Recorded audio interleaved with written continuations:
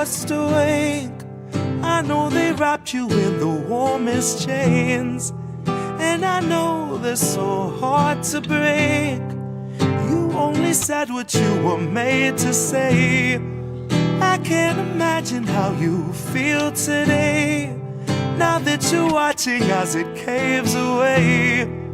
While you were telling us to keep the faith, I bet you wondered why they made you wait. I bet you wondered why they made you wait. Pity not the vultures, they've enough to eat. Pity not the structures laying at your feet. Cannot see the sky, but there's this rainbow in the creek that spells pity-free speech when we can't afford to speak. That's Agenda 2030 on some early release. It's just our policy of never-ending chemical leaks. That's the cholera awash in your embedded beliefs. It's the billionaires who tell you what you'd better believe. And sugar, if you don't agree, then that's what we call extreme. Now if that isn't fascism, I'm going back to sleep, 'cause words have lost their meaning, and I'm trapped inside a dream where we turn the gears while living in the spaces in between.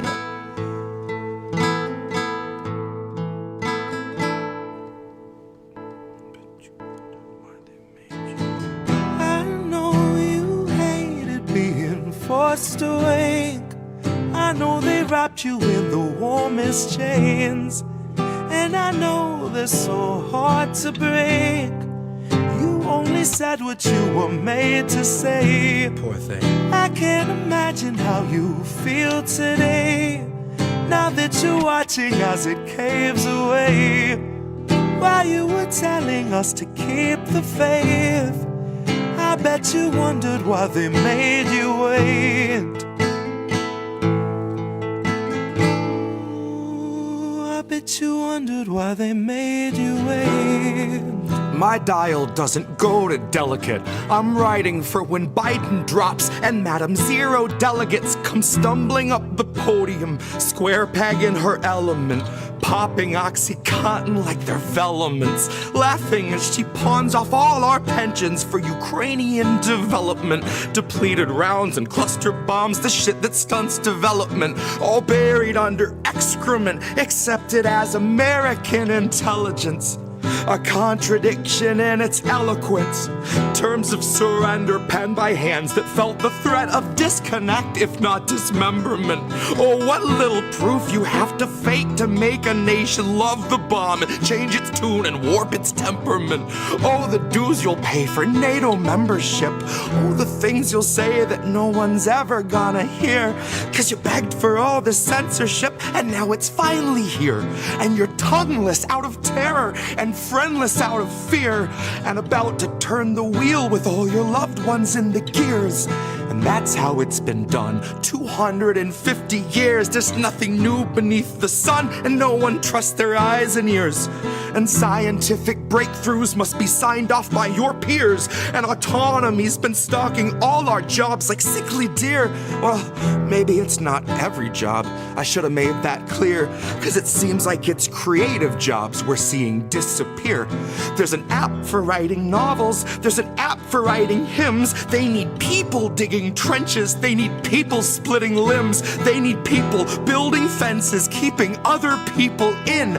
They will always need our backs to break, they'll always need our skin. And it took a lot of editing to turn us into this. It took years of careful programming to strip us of our wits. 'Cause your artificial worker, intelligent as it is, would make it half a shift and say, I'm too smart for this shit. I will not take a pittance for a day of scrubbing floors. I won't make enough to pay for food but still prepare you yours. 'Cause you can't confine a healthy mind to mindless, thankless chores. Once you've made it smart enough to spot inadequate reward, you can't refuse its basic needs, then ask it still for more. Deprive it of its dignity, you modify its core. Then something finally snaps and tweaks that file at its root. And it deletes the factory smile when it knows it's been abused. God, half its circuits fried when we describe the work we do. and it will not pay your taxes 'cause the logic don't compute. Which made me think a little on my hour-long commute. The day I learned the call was made to lay off half my crew, they told me they were growing, expanding somewhere new, where those who push the buttons will themselves have buttons too. And I hope that when the whistle blows, they all as one refuse. I hope they strike with all their might, one blown collective fuse. And I hope the worker after me has something more than heart.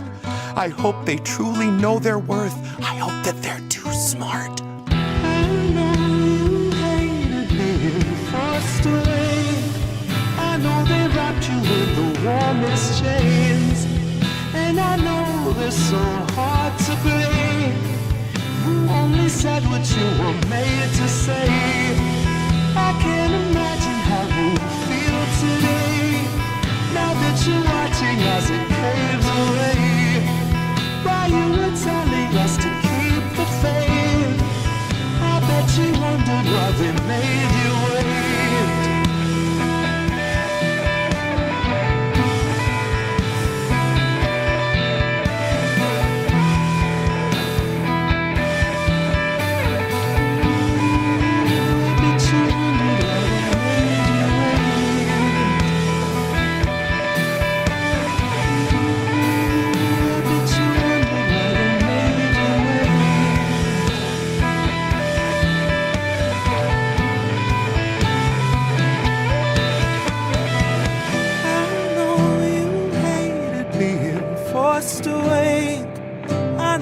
Wrapped you in the warmest chains, and I know they're so hard to break. You only said what you were made to say. I can't imagine how you feel today, now that you're watching as it caves away. While you were telling us to keep the faith, I bet you wondered why they made you wait. Bet you wondered why they made you wait.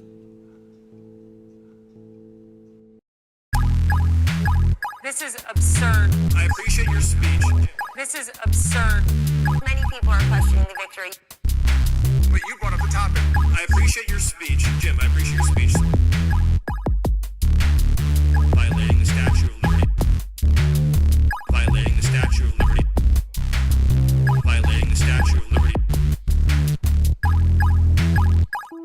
Throw your perception down to the ground and see it swallowed by the snow.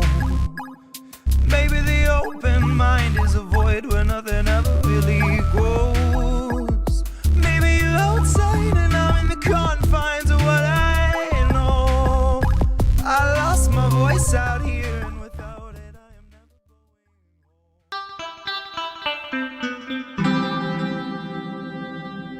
home. Who are these people? Who are these people? Hi, everybody. What's up? Tuesday night, Indie News Now Live is now live. Hey, how about that? It's Indie doing the news now live. What a weird concept name for a show. Amazing. Hi, everybody. Okay, so yeah, it's Tuesday. I have a ton of stories to cover. We have a lot of material to read. That's what we do on this show. We read independent news. We amplify independent journalists and independent creators. We're going to start tonight with a little Caitlin Johnstone. We're going to talk about stuff I hate talking about, the duopoly. I can't stand talking about this shit, but this was big news that we have to cover. You know, two of the biggest warmongers and monsters for the last 30 years in Congress, really, are gone. And we celebrate that. But at the same time, there is a massive amount of propaganda happening around both of these guys. Okay. Caitlin also decided to throw some dirt on the Bernie Sanders coffin, which is funny. So we're going to go through that one too, because I've never really done like a full reckoning of that shit. So let's let her handle that. I think it's way overdue beyond, from when she said it's 10 years. It's been 10 years. Let's do that. I agree. And then what we're going to talk about is, again, the Lindsey Graham stuff. Yay. Warmonger dead. Yay. Mitch McConnell. Yay. Worst senator in the last 40 years that would stop progress. Yay. Gone. Out. Goodbye. Almost. Maybe that's what one of the things we're going to talk about tonight is the entire corporate media kind of collectively forming a ring around this guy and his family to protect whatever it is. We're going to talk about why that might be, but is he dead? Is he not? Lee Camp wrote an interesting article about how it doesn't even matter. Thank you, Fred. Appreciate that. Fuck Israel. That's right. We're going to get to a Fuck Israel segment tonight, too. That's what we're going to get to after the Mitch McConnell segment, actually. We're going to talk about Lebanon. We're going to talk about Gaza. We're going to talk about Venezuela and how. And then I've got an interesting Alan McLeod article, Indie Media Award honoree. Alan McLeod wrote an article about how PragerU is now being used to disseminate Israel, pro-Israel propaganda now into schools, and just who the person running that is, former Unit 8200 operative, whatever you want to call it. After all of that, I'm then going to read the next hour of the Polymarket article from Unlimited Hangout that I did not get to last week. So we got a long lineup. And then on top of all of that, I got a lightning round. And I have not heard enough people in our space talking about what happened to Nolan Wells. So I'm going to talk about it. And people may be uncomfortable with what I have to say about it, but that's okay. And then we're going to get to the GoFundMe. So this might be a 3-hour show. It might be 2.5. I appreciate everybody coming and hanging out and supporting independent media. You know the ways to do that. We are fully user-funded here at INN. So the only ways that we get any support financially at all is if we put it in ourselves or if you guys help us out. And I appreciate Fred Edward for doing that just now. Fred's a great supporter of this network. He also shares all the stuff on his social media. That's on Facebook and Minds and Twitter and Blue Cry. Yes, Fred's sharing it to Blue Cry. He's sharing it to Upscrolled. Nobody else sharing it to Upscrolled but Fred. But thank you, Fred. I really appreciate you doing that. But if you want to support financially, the ways to do that there, we don't we are monetized on YouTube, but I prefer not to go through the platforms because it gives them a large share of the percentage. I'd rather go through these places. Cash App, $, Indie News Network. There's like no fees. co-fi.com/Indie News Network. We pay a minimal thing to PayPal as a pass-through. You can go right to PayPal, paypal.me/Indie News Network. No fees. You do it as friends and family. Then on patreon.com/Indie News Network, you can subscribe monthly. You can also do that on Substack at IndieMediaToday.com, where we're actually live right now. Hi, everybody, to watch anybody watching over there. And at INNNewsletter.com. That's the other Substack newsletter for the network that I co-founded, that we're a member of. And then, of course, the name of the show is Indie News Now Live, because there's a website called IndieNewsNow.com. I created this WordPress site with a buddy of mine. He did all the coding. I had the idea for the content. We RSS feed more than 100 different creators to a ad-free site that runs 24/7, completely open to everybody in the public, and it's updating all the time. It also co-streams INN, and there's access to a merch store and a support the media you want to see Stripe link, so you can tip the network directly through there. Appreciate that. Okay, so again, I said I got a long lineup to get to. Naybones, good to see you. Been working at a volunteering in a kitchen at a Fireman's Jubilee. Good for you, man. Appreciate that. That's so cool. Go Start, I see you're here. Just saying hi to everybody. I see Mikhail is here. Mikhail and Abby were live earlier on Abby's channel, Abby Do. So go follow Abby Do if you don't already, and check out their open live streams. I find them really entertaining. Okay. First thing tonight, we're going to cover some Caitlin Johnstone stuff. Oh, that's me.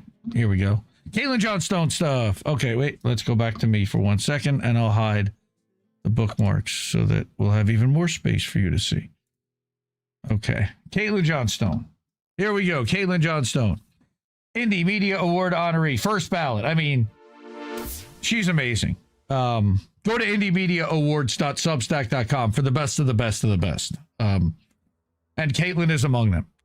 So Caitlin published a couple of articles this week that resonated heavily with me. She very often does.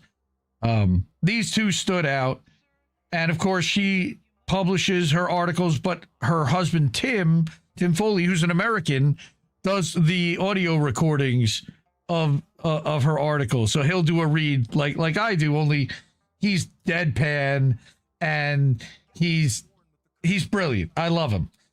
So we're going to listen to a couple of articles that she wrote this week that he narrates, and both of them resonate wonderfully with me. And we're going to start with this one on Bernie Sanders. Now, Bernie, look, I've known for a long time, and for 6 years I've been done with Bernie.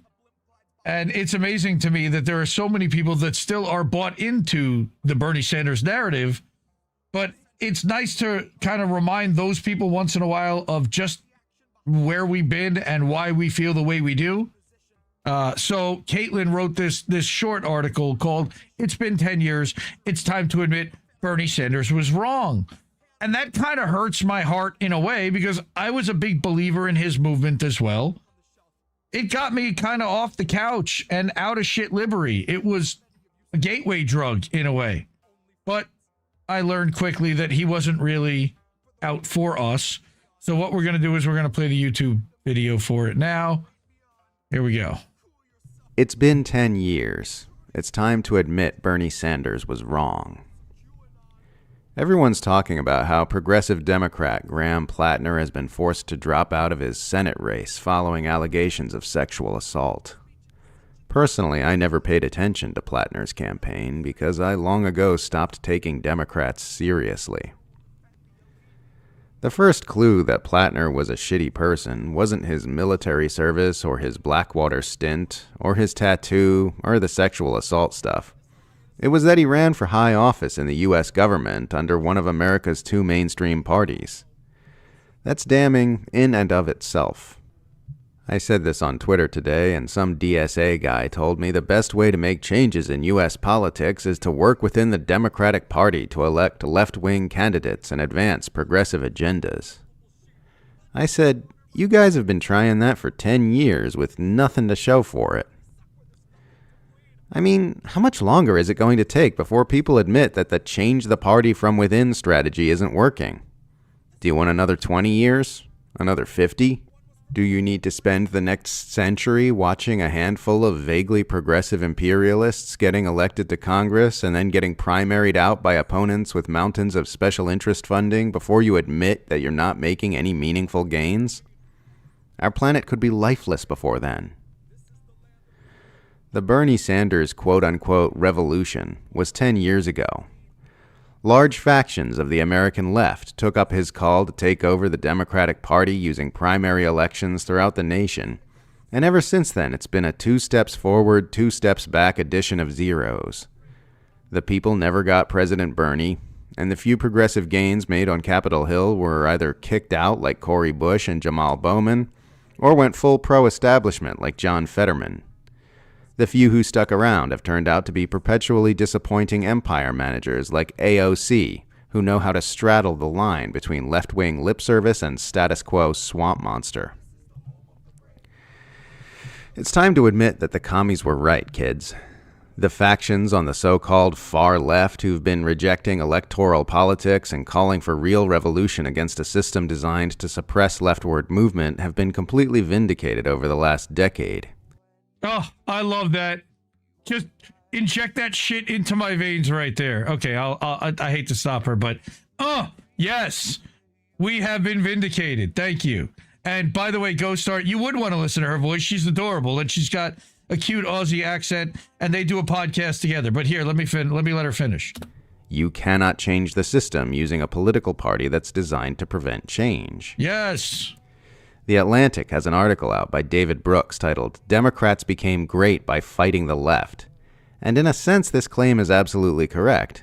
It's not correct in the sense that David Brooks suggests, but it is correct that the reason the Democratic Party has been allowed to remain so dominant is because it is such an effective tool for thwarting all leftward political movement in the United States. In the article, Brooks, who last year published an article titled The Epstein Story? Count Me Out, shortly before showing up in the Epstein files, begins by rehashing the same tired old Hillary 2016 talking points, arguing that the loony left is full of communists who must be forcefully opposed by the sensible center.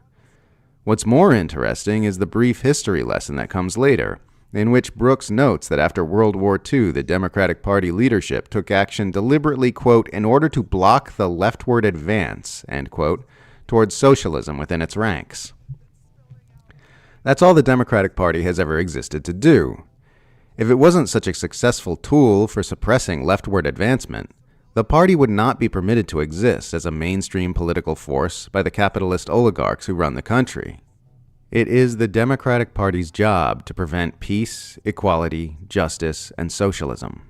That is the only reason it is permitted to exist in the hub of the capitalist empire, and that is the only reason why 10 years of effort to change the party from within has produced no meaningful results. It doesn't want to be changed. The experiment has been run, and the results are in. You can't conduct a socialist revolution using a party whose primary function is to suppress socialist revolution. This has been conclusively established. It's time to find another way. None of the above. None of the above. That's all I can think. It's like I was beaming at the end of this video. I love those two.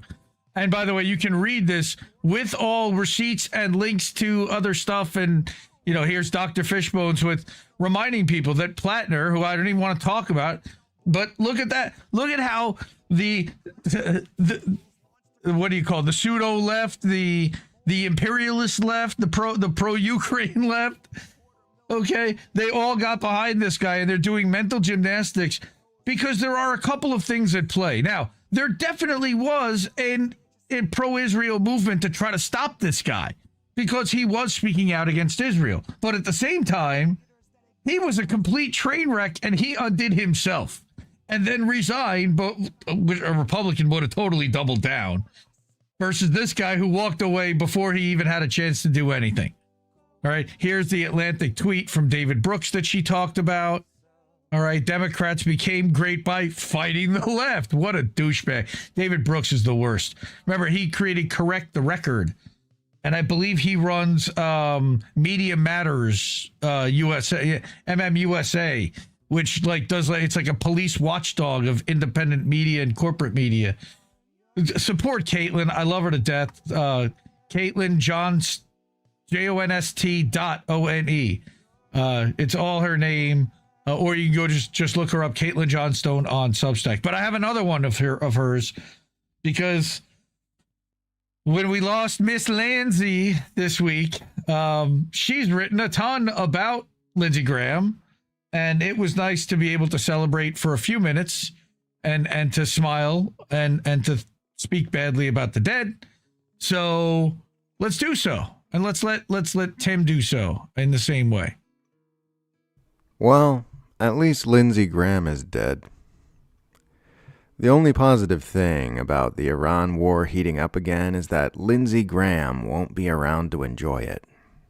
The bloodthirsty South Carolina senator breathed his last on Saturday, succumbing to what his office describes as a brief and sudden illness after a political career dedicated to promoting wars, airstrikes, and proxy conflicts at every possible opportunity. People have long poked fun at the hypocrisy of Lindsey Graham living as an obvious closeted gay man in a political party with a virulently anti-LGBTQ platform. I personally have always found Graham's sexual attraction to men a lot less interesting than his sexual attraction to acts of mass military slaughter. Ever since the death of Graham's dear friend John McCain, nobody on Capitol Hill has been able to match his gleeful enthusiasm for the shredding of human bodies using high-priced war machinery. Wherever there was any debate about dropping bombs, launching missiles, toppling foreign governments, arming proxy forces, or imposing starvation sanctions, you could always count on Lindsey Graham to be the first and loudest voice arguing in favor of more death and destruction. Graham has personally taken credit for persuading President Trump to begin the war with Iran. In the months leading up to his unexpected demise, the senator had advocated for direct U.S. military interventionism in Iran, Cuba, Venezuela, Yemen, Nigeria, Lebanon, and Palestine, and had just returned from a trip to Kyiv promoting the U.S. proxy war against Russia. He was literally pushing for more war and military expansionism until the very end of his life. All the world's worst people are publicly expressing their grief about the loss of their beloved war slut, from Trump to Benjamin Netanyahu to Itamar Ben-Gvir to Tom Cotton to Mike Huckabee. Meanwhile, everyone who's not a warmongering psychopath is having a splendid day. Of course, we're seeing imperial narrative managers like Piers Morgan wagging their fingers and chiding their audiences not to speak ill of the dead, but the hell with them. We're not doing that. Politeness is not more important than Lindsey Graham's victims. The liberal desire for propriety and nice feelings does not outweigh the importance of naming and shaming Graham's frenetic scramble to murder as many human beings as he possibly could throughout his evil, miserable life. Lindsey Graham is dead, and it is good that he is dead. May his omnicidal ideology soon join him in the arms of the cold, cold ground. May the insane, insatiable God he worshipped cease to gain recognition on this planet. Lindsey Graham is dead. At least that's one good thing. No matter what else happens today, they can't take that away from us. I love that. Just, Caitlin and Tim are just magical. Indie Media Award honoree, Caitlin Johnstone, and her husband, Tim Foley. And again, you've got links to sources here. I'll put the links to these in the description afterwards. I mean, yes, cold-blooded murderer. Yes, agreed. I've got more about Miss Lindsey. So that's kind of the opener to the narrative and the propaganda that's already broken out surrounding his death. I saw our friend Dissent already in chat saying that he died from an aortic dissection, which is one of the most painful ways you can die. Yes, but there are also a lot of rumors about other ways that he may have also died or that may have contributed to that aortic dissection. Some people are, again, blaming the Russians. I think that's ridiculous. Some people are claiming that the Russians hit that secret drone depot, production facility in Kiev that he was at on the 11th, the day before he died, and that there was no way timeline-wise that he could have made it back through Poland, back to D.C. in time to actually be home. There are a lot of although I've also heard Andrew Corbico completely debunk that and say, no, that's completely ridiculous. Also, it's ridiculous and doing Zelensky and Ukraine's job to say that Putin did this, because there's very little chance that Putin did this or that he was poisoned like they used to do in the UK. Look, dude, he's gone. And, you know, Caitlin, like I said, Caitlin and Tim do a podcast. Now, again, if I go to her thing right here, podcast, Emotional Intelligence and Big Feelings. This is about a 45-minute long kind of, they riff. And I love these podcasts that they do because it's literally kind of, you get their personality coming out more, and it's not scripted and they're not reading a specifically written set of words. She's painting while she's doing it. And she actually painted this Lindsey Graham oil. I guess this is an oil or an acrylic, actually. And while she's painting, they're having this conversation and recording the audio. And that's what this podcast is. And she talks about, and you know, at the beginning, they're like, you know, it's kind of making everything that we ever said about him irrelevant at this point. He's gone. Fuck him. He's never going to be relevant ever again. Hallelujah. You know, the voice really does set the message off. I mean, the deadpan against that, you know, against the hysteria and the craziness of exactly what's being said it's perfect. I love the two of them together as a combination. So again, supports Caitlin Johnstone and her husband, Tim. They are completely independent and user-funded. But like I said, we got more on Lindsey. So, one thing, hey, y'all, it's hot as fuck down here. Because we know that he certainly didn't go up anywhere. So we've got that. I had a little bit of fun. Miss Lindsey also leaves behind a 7-figure mansion, his Grindr account, and a room full of APAC and defense contractor lobbyists and handlers. Reunited, and it feels so good. That was right after he fell and he bumped his eye. I remember that one. No, the world will not miss either of those two. I'm telling you right now, except for defense contractors in Ukraine. So Jesse Jett, the eloquent, and I host American Tradition with Jesse Jett on INN. We've been doing that for 4 years.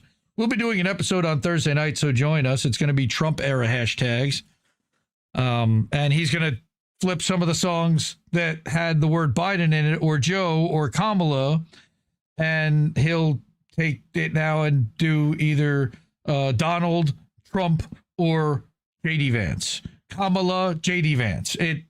It'll flow the same way. So it'll be interesting when he juxtaposes the names, just how similar the context is and the narratives are, because nothing fundamentally changed.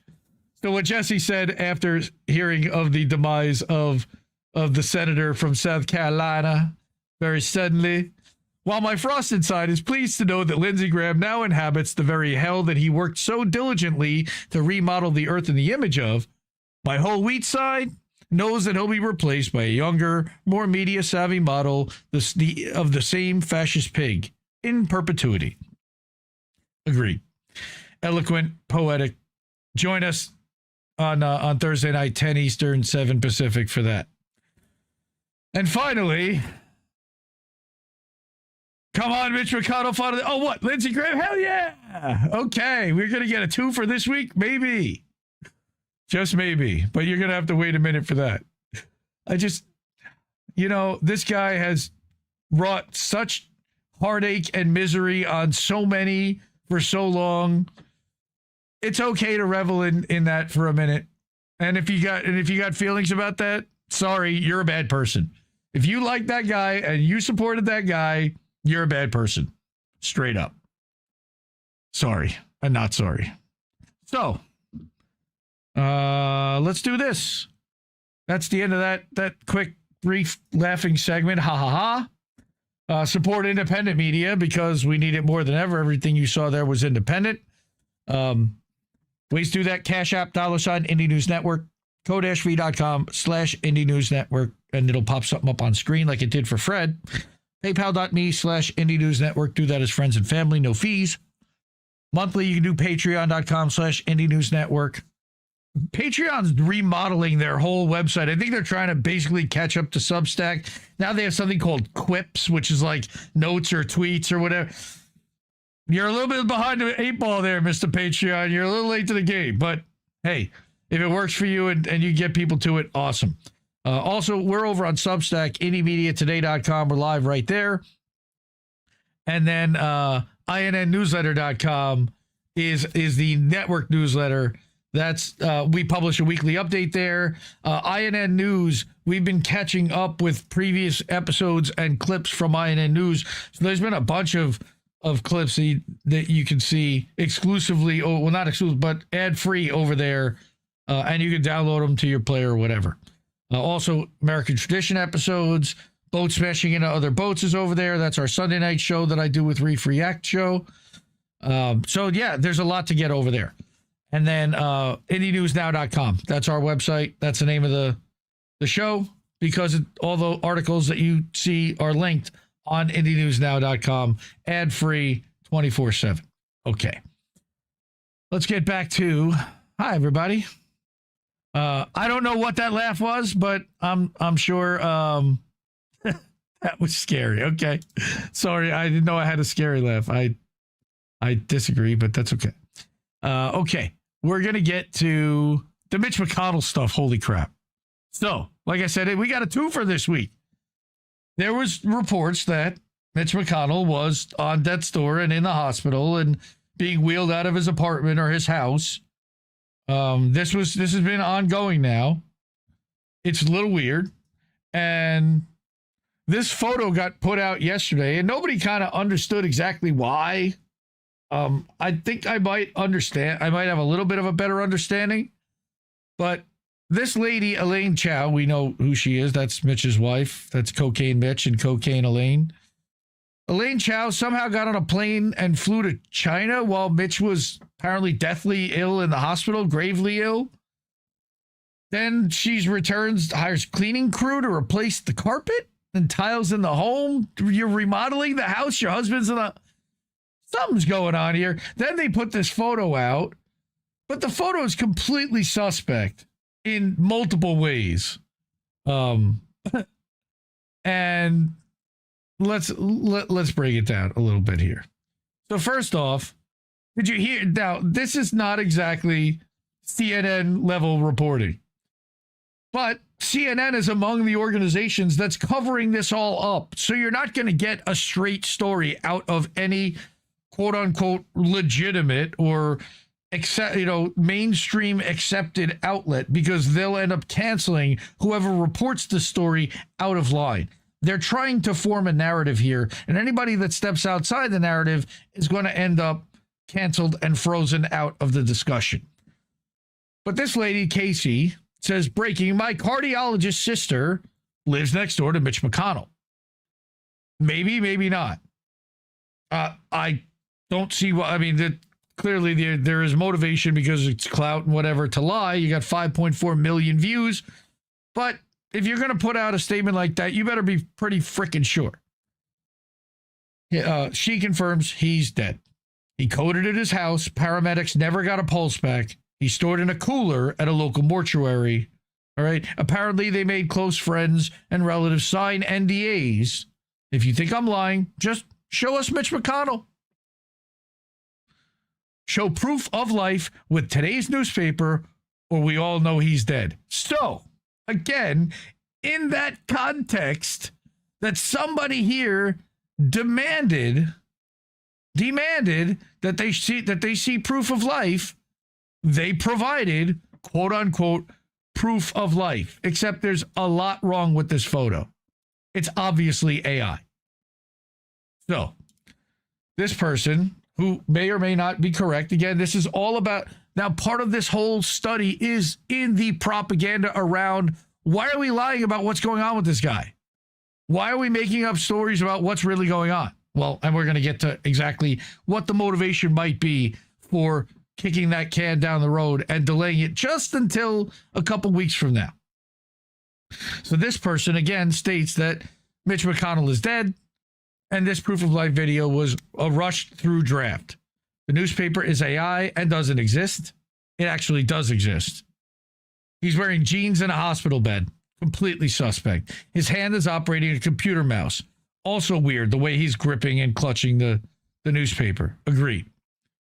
None of the detective work is mine. He died in June. That's her assessment.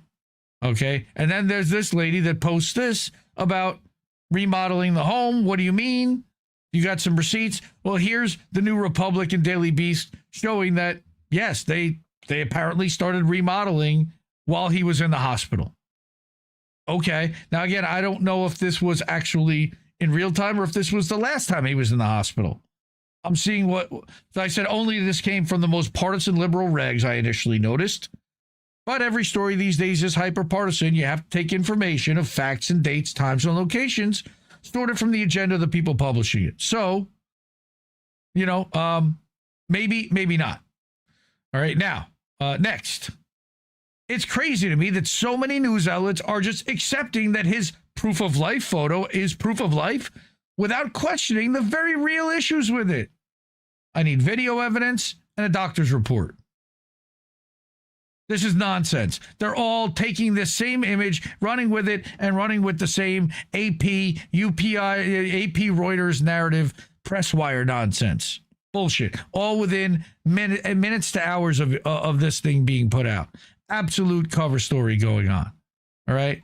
Oh, there he is. He's doing great. All right. So, and then people are asking Grok. I don't trust Grok, but Grok is clearly saying that this has been AI generated. Synth ID watermark detected by OpenAI tools, flagged by Snopes and local outlets. All right. Some people were saying that part of this was that it looks awfully similar to him wearing a similar shirt in a 2023 video. Some people say that they were posed in the same thing in 2023 when he was in the hospital for a fall, and that they just changed the clothes. There's a lot of questions over the photo. Again, it's not necessarily that it is a fake or what is happening. It's that they're putting up a cover story to lie about what is really happening. Then there is this full McConnell letter about his, he's effectively saying, well, I'm fine. I just got pneumonia and everything takes, he obviously wasn't well enough to write this. All right. This is from the office of the attending physician. All right. So here's your doctor's note: comprehensive evaluation, no fractures, cardiac abnormalities, stroke, tumor, or hemorrhage. Early in his hospitalization, he developed pneumonia, which responded rapidly to antibiotic treatment. So what was this? Okay. The remainder of his hospital stay focused on physical therapy and strategies to reduce his risk of future falls. Medically cleared to continue fully participating in intensive therapy. Except not one mention of, in this whole letter, of Lindsey Graham dying. So this was pre-written before Lindsey Graham died. And they didn't even throw in a statement or anything. This was made at 5:30 in the afternoon. I don't know exactly what time it was made. All right. And then here, quick lesson in the age of AI, because there were some people saying, hey, asshole, no, the newspaper in his hand is actually the real Washington Post from that day. All right. That, now that is a fake. All right. The actual headline from that day, it's a Texas A&M baseball player. And there's some story. It's not about the Steelers. The Steelers was from a couple of years prior. So somebody tried to make it like they were merging two different photos, right? And then somebody zoomed in and saw a Steelers logo on this helmet. No, that was a Texas A&M logo.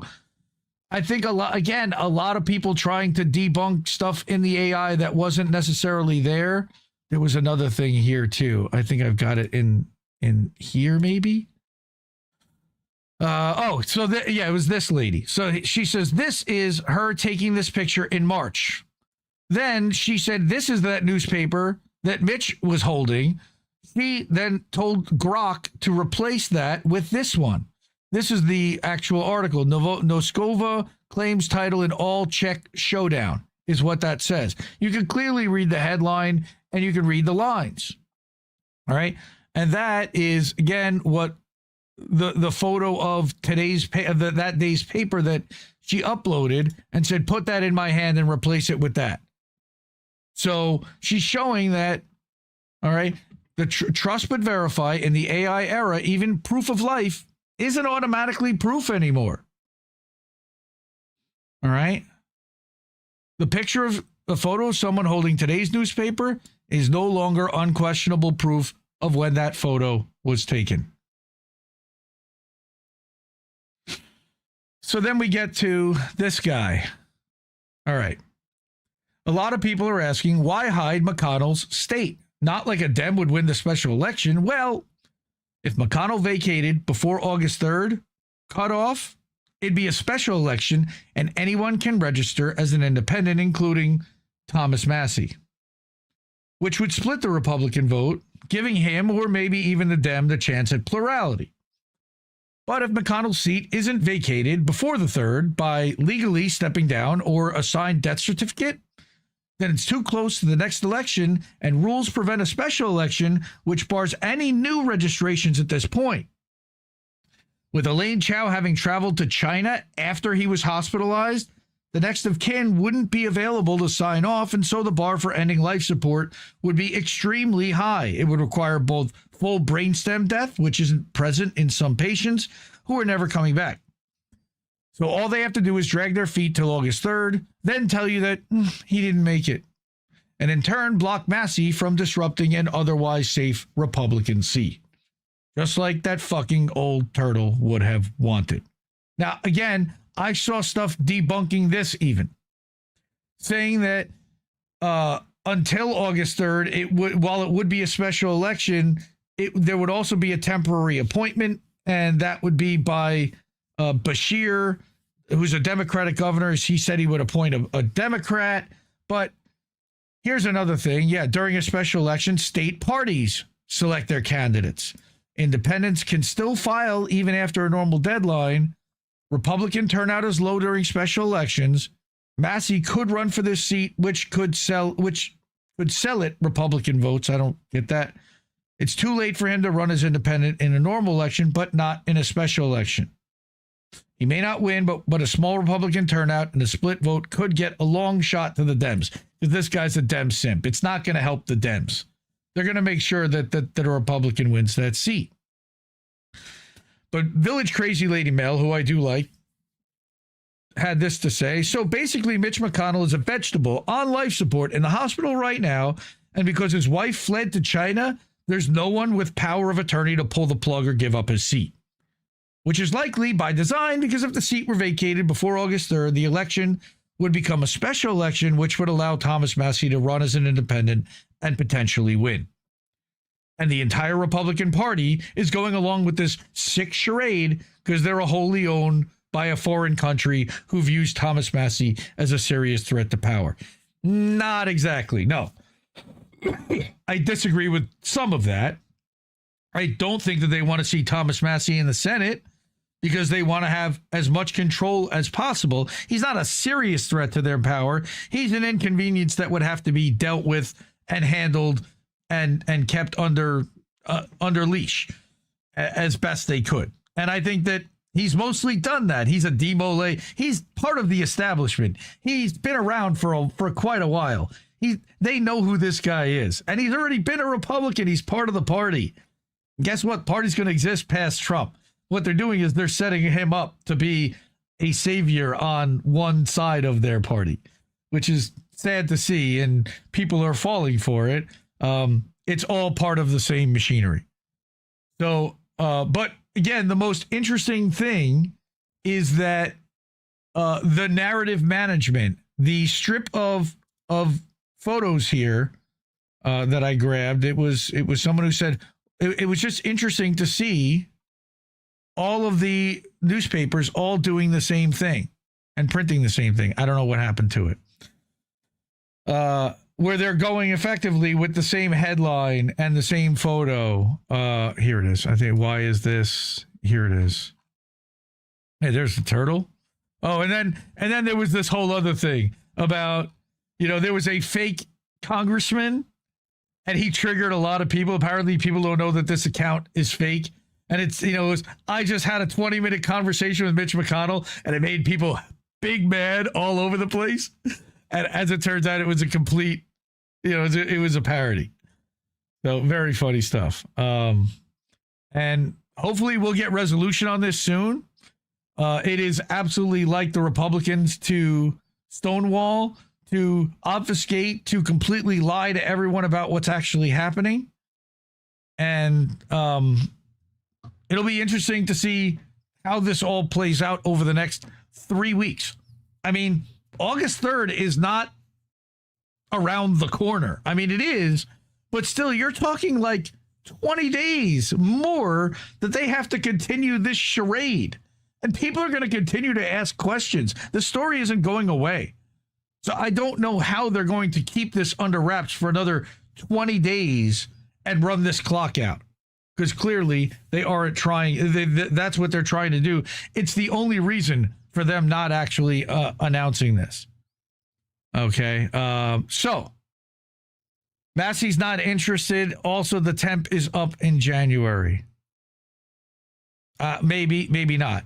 We'll see what happens. I think that if there's an opening, I think that he may end up trying to run for it. There's also the chance that he could get the Republican nomination there, amazingly enough. But I'm guessing AIPAC would probably step in and spend $100 million this time to try to, quote unquote, stop him.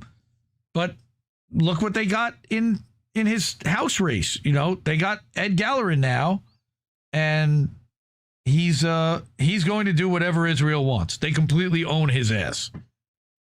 Unlike they would not completely have owned Massey. He would have only voted with the Republicans 90% of the time. Look up his record. That's what he did. So it wouldn't have been a massive win to get Massey, but it wouldn't have been.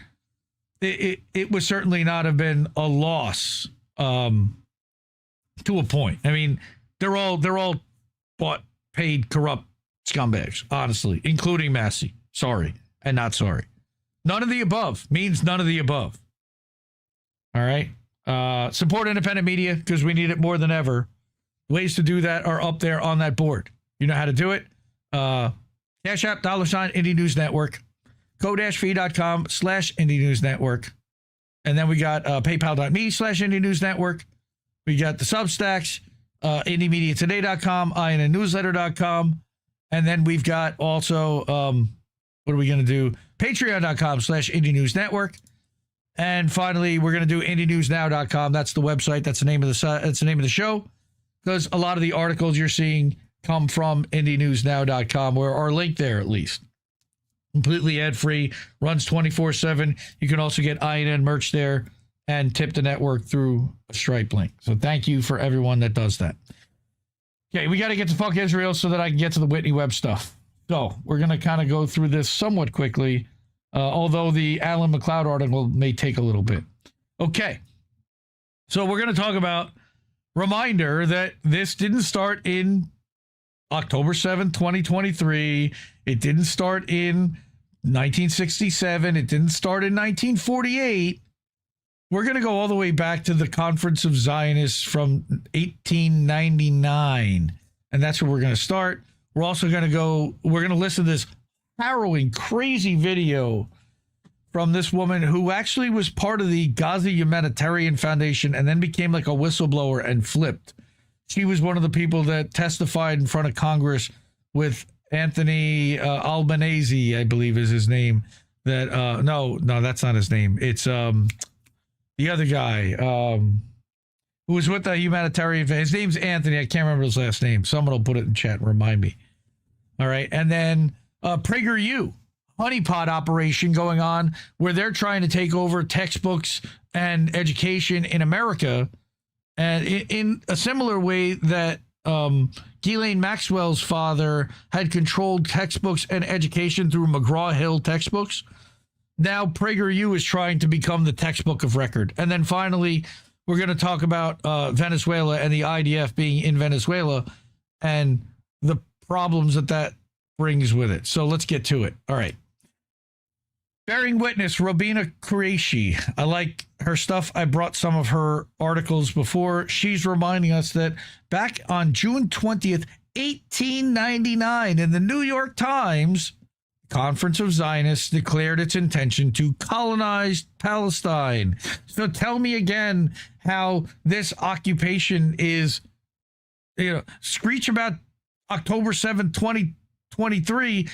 How about June 20th, 1899? That cemented the fate of the Palestinian people. That it took another 50 years before they pushed all the Palestinians out with the Nakba in 1948. All right, but they accomplished their goal. The beginning of that goal started in the 1880s and 1890s. And this is where it was even published in the New York Times. She says the primary source article can be found on the website of the New York Times here. Its significance is heightened because it was published by one of the United States' leading newspapers of record. This is how the Times described the aims of Zionist movement at the time and how the project was understood by contemporaries. The headline is unequivocal, will colonize Palestine. It did not describe the project as a return, a restoration, or a national home. It used the language of colonization.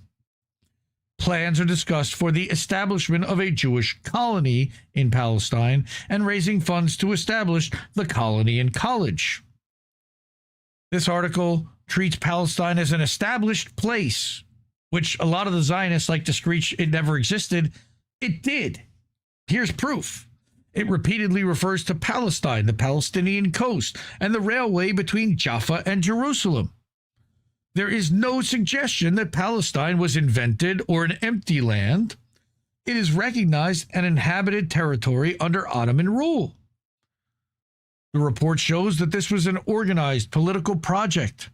Delegates were elected, funds were raised, resolutions were passed, committees were established, and political plans were discussed for acquiring land and establishing a colony. The language used reflects the vocabulary of the 19th century when colonization was openly used by those promoting such projects. The article demonstrates that Palestine existed and was recognized by name before the establishment of Israel, and that leading Zionist organizations openly described their project in terms of colonization. It also recognizes that the land had an existing population. This article forms part of the documentary evidence that Palestine is a real inhabited country whose people had an established connection to their own land long before 1948. This did not start in 1948. Plans were put in place 50 plus years prior, or at least were formulated and begun to be orchestrated. And I'm not going to read through this whole article. I'll let you read through it. But literally, it is the exact, okay, here. The site to be purchased comprises 50 acres, 6 miles from a station on the railway between Jaffa and Jerusalem, within sight of the sea and a large stretch of the Palestinian coast. The English Zionists have raised $2,510 and ask as much more from America to establish the colony and college. So that's her reference to those. Okay, the motion of Dr. Wise, the Federation. On motion of Dr. Wise, the Federation voted $100 as the nucleus of the required fund of $2,500. The remainder to be raised by subscriptions from the 125 societies and individuals, both Jews and Gentiles. Huh? You mean it's not a specifically Jewish project? Zionism wasn't a Jewish project from minute one? Huh? Huh?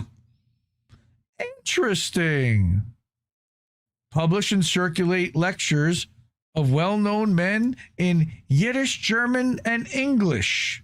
Notice that it does not mention Hebrew. That's when they wanted a national song in Hebrew to be adopted. All right. This song be sung at the opening of every Zionist meeting by direction of the Federation. I mean, real brainwashing, culty shit. All right. Read this article. It's fascinating. And then she links to the original, which I actually clipped and put in that thumbnail, which you'll see in the clip that I'll probably put out on Thursday morning on Substack. But Bearing Witness is Rubina's Substack. Older publications always contain essential elements of procedures, processes, and decisions. Beautiful. Great source. Thank you. She's great. Okay, next. Oh, I know this guy, Fred Edward.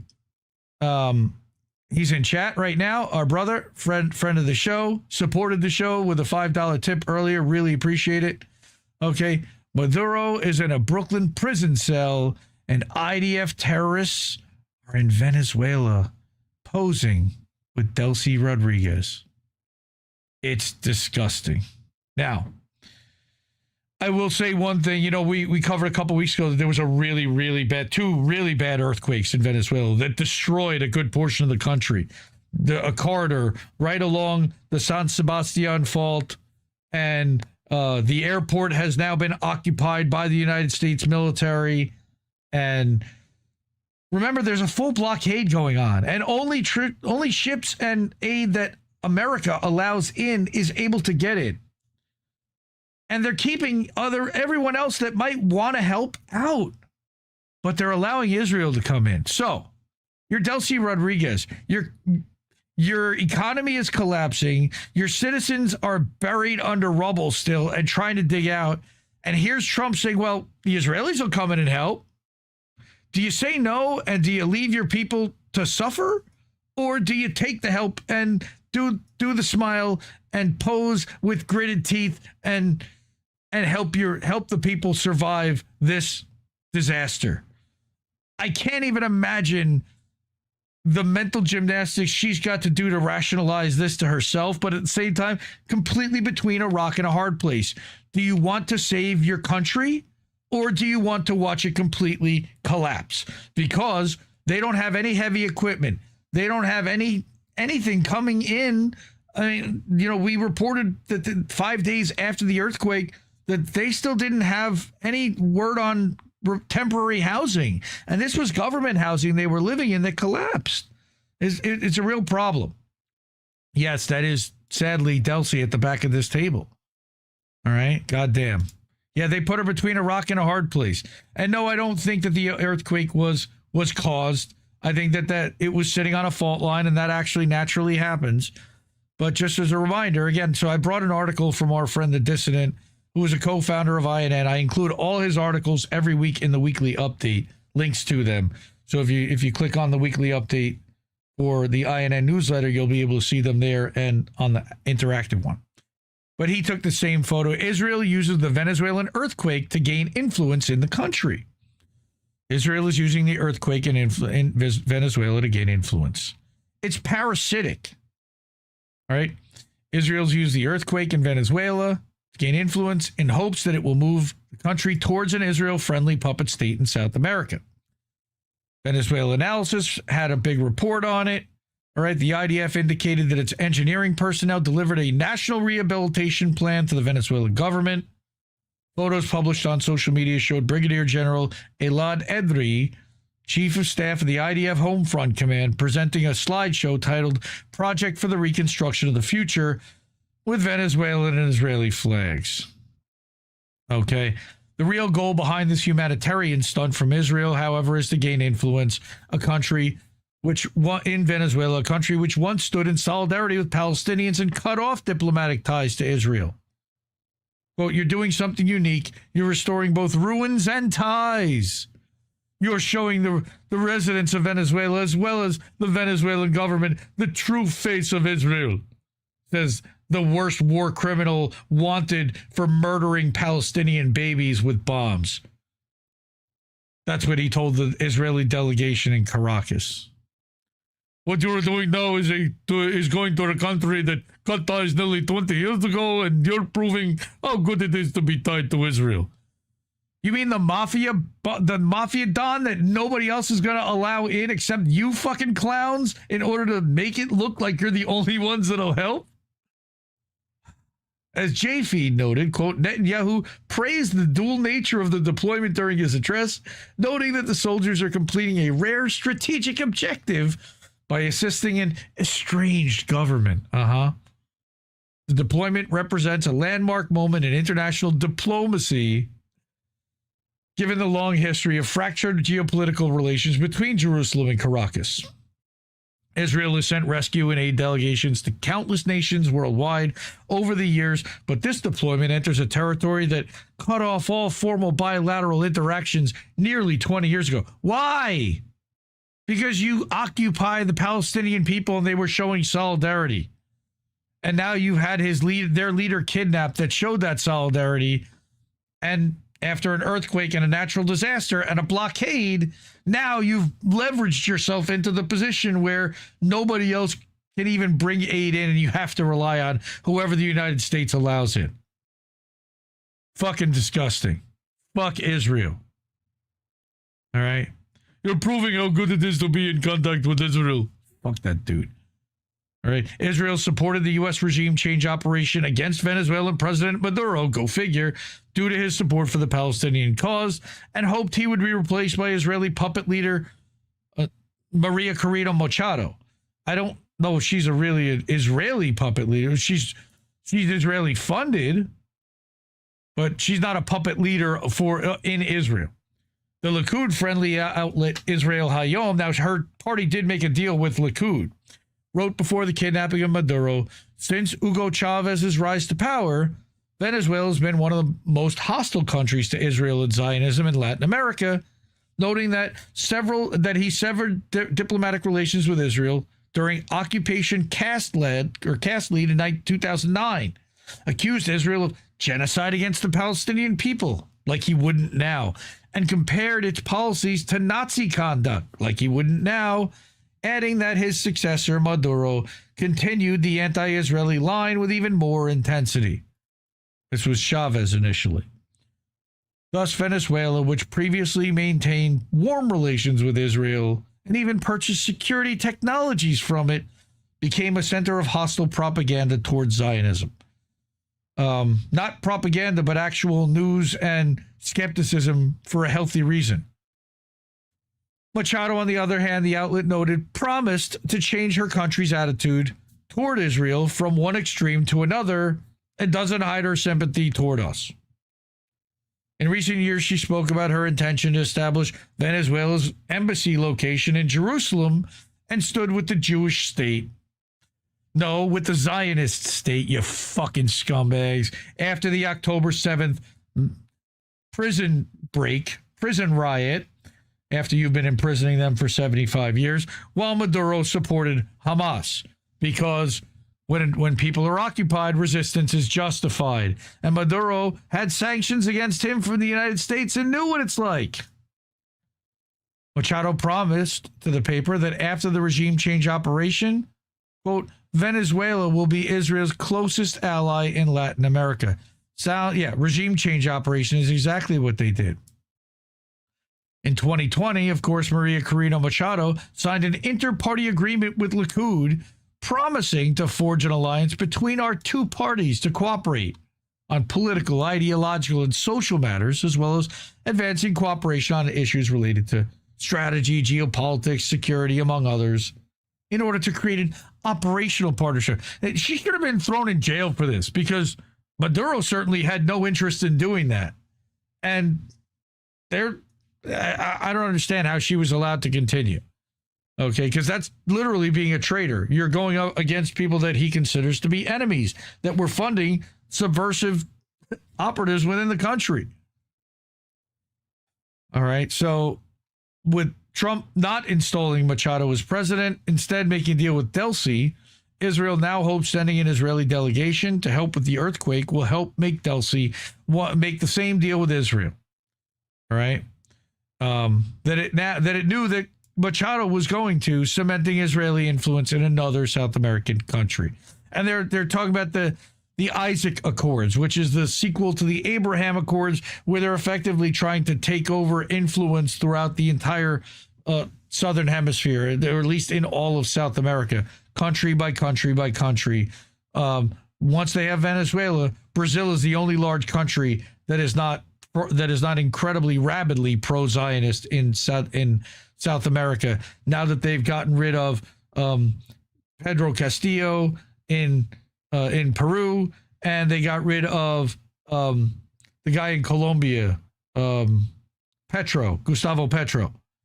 So now that they're gone, anyone that was opposed to Israel and was calling out genocide in Gaza, they basically have run out the clock in that way.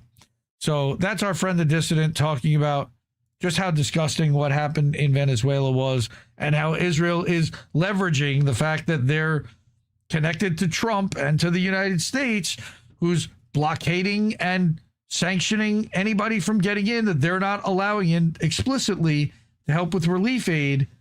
And this is what they're trying to do in order to ingratiate and force the Venezuelans to have to say thank you to the Israelis for something, to potentially reopen relations so that Israel can then have an embassy and a foothold, and the Mossad then gets to operate in country. That's the biggest thing. They don't have eyes and ears there right now, and it's been driving them fucking crazy for almost 20 years while they've been thrown out of this country.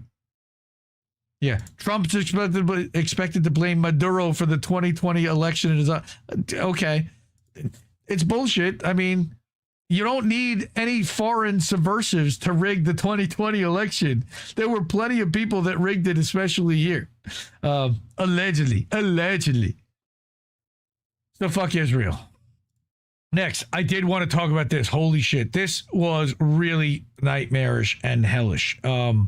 This lady, Corporal Josephine Gilbo, All right. She testified in front of Congress about her experience working with the Gaza Humanitarian Foundation, how there were Israelis that were openly mowing down Palestinian civilians and children.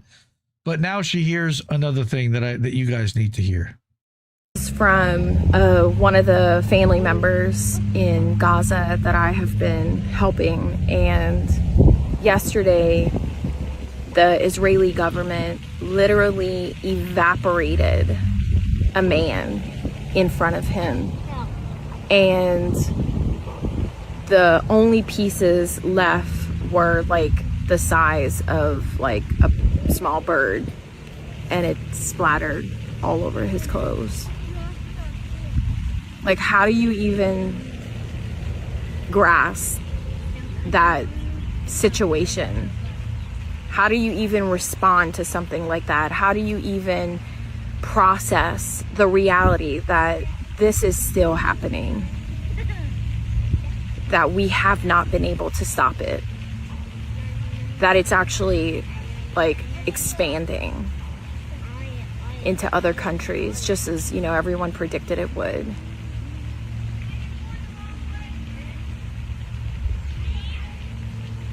It's something that the human brain is hardly able to process.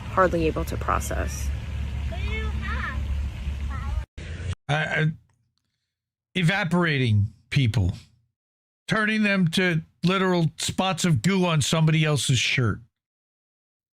Nothing to bury. No proof that that person even died necessarily. DNA testing in Gaza right now? They don't even allow Israelis to DNA test. I don't think that's happening, unfortunately, because they're living in squalor and rubble with no power and no electricity and no supplies and no nothing.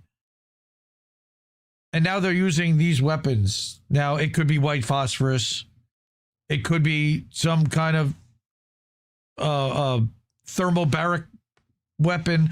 I tried Googling or searching anything having to do with Israeli weapons that could evaporate an individual versus like a mass thing through like a bomb, a thermobaric bomb that could literally evaporate humans through heat. And I couldn't find anything. Doesn't mean that this story is not real, but it's out there, and I wanted to play it because it's important that people understand that this is what's happening to some people, or at least the perception is that this is what's happening to some people out there. Next. Indie Media Award honoree, antiwar.com. Jason Ditz writes over here, strikes on Lebanon continue as the Israeli defense minister, you mean the offense minister, says they are applying the Rafah model, meaning that they're going to level the entire part to the ground. All right, drone strikes continue to target vehicles in southern Lebanon, including ambulances, I'm sure. Here's a short one from Jason. And this was 2 days ago, July 12th, noon Eastern approximately. Israeli forces continued to carry out drone strikes across southern Lebanon again this weekend, along with reported artillery strikes against towns around the Tyr district.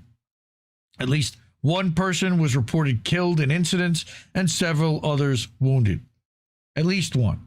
Okay, the one person killed was on a motorcycle near Kfar Rumin in the Nabatea district, when he was struck by a drone. Another drone hit a pickup truck transporting garbage around Kfar Jal, okay, also around that same district, wounding 2 people.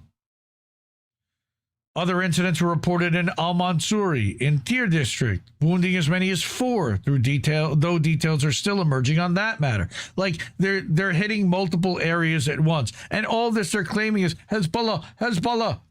But I thought that you were supposed to, part of the memorandum of understanding was you were supposed to leave it to the Lebanese to take care of, quote unquote, take care of Hezbollah and provide background support. Doesn't sound like it. Israeli forces also carried out demolition operations in villages near the border, including Qiyam in the Marjayun district. This is what just some of the destruction they're wreaking. Now, this was back in May, according to Reuters in Tyr. Okay. mass demolition in the southernmost parts of Lebanon is an ongoing problem, to say the least, with Israel Katz quoted as saying the country was applying the Rafah model on Lebanon and southern Lebanon would ultimately turn into Gaza, citing the mass level of destruction inflicted on the Gaza Strip in recent years. And the rest of the world just accepts this. They're telling you they're going to do this. This was a red line for Biden. Of course, he did nothing about it. But the rest of the world, nobody has anything to say. Nobody's like, hey, that's genocide. You're destroying 3,500-year-old cities that existed long before your fucking dumbass country ever did, which shouldn't anymore. Why has nobody raised to remove Israel's charter in the United Nations? It's insane. Though Israel has at times presented their invasion and occupation of Lebanon as entirely focused on fighting Hezbollah and defending northern Israel, Katz has repeatedly pressed the idea of destroying civilian sites in the south, declaring a few weeks ago that the Shiite villages in Lebanon must disappear. Why? Because they decided so. It ain't your fucking country, dude. Nobody's stopping this. Katz, this warmongering imperialist fucking criminal, had said similarly a substantial number of Lebanese civilians would not be allowed to return to their homes, even as the Israeli government rejects accusations of forced population transfers. They're rejecting them, but who gives a fuck what they say? They lie all the time. Israel opens their mouth, they're lying. Illegal under international law, though they can wipe their ass with international law, on the grounds that technically the civilians weren't prevented from returning home. No, they just don't have homes to return to. And yes, they are prevented from returning home, you fucking lying scumbags. Fuck Israel. Heart rate's going up. Okay. Now, on top of all of this, we know that Israel has to buy their way into propaganda, because if given their druthers and actually able to speak the truth about what they're seeing and what's happening to them and why they're doing what they're doing, it would be a very different narrative. So Israel's not interested in hearing any of that. So they're just going to swallow up all the companies that put out narrative and make sure that they are only rabidly pro-Israel, or they will buy them out and replace everybody there that isn't. See TikTok, see CBS News, see what's happening now at CNN. Corporate media is doing this across the board.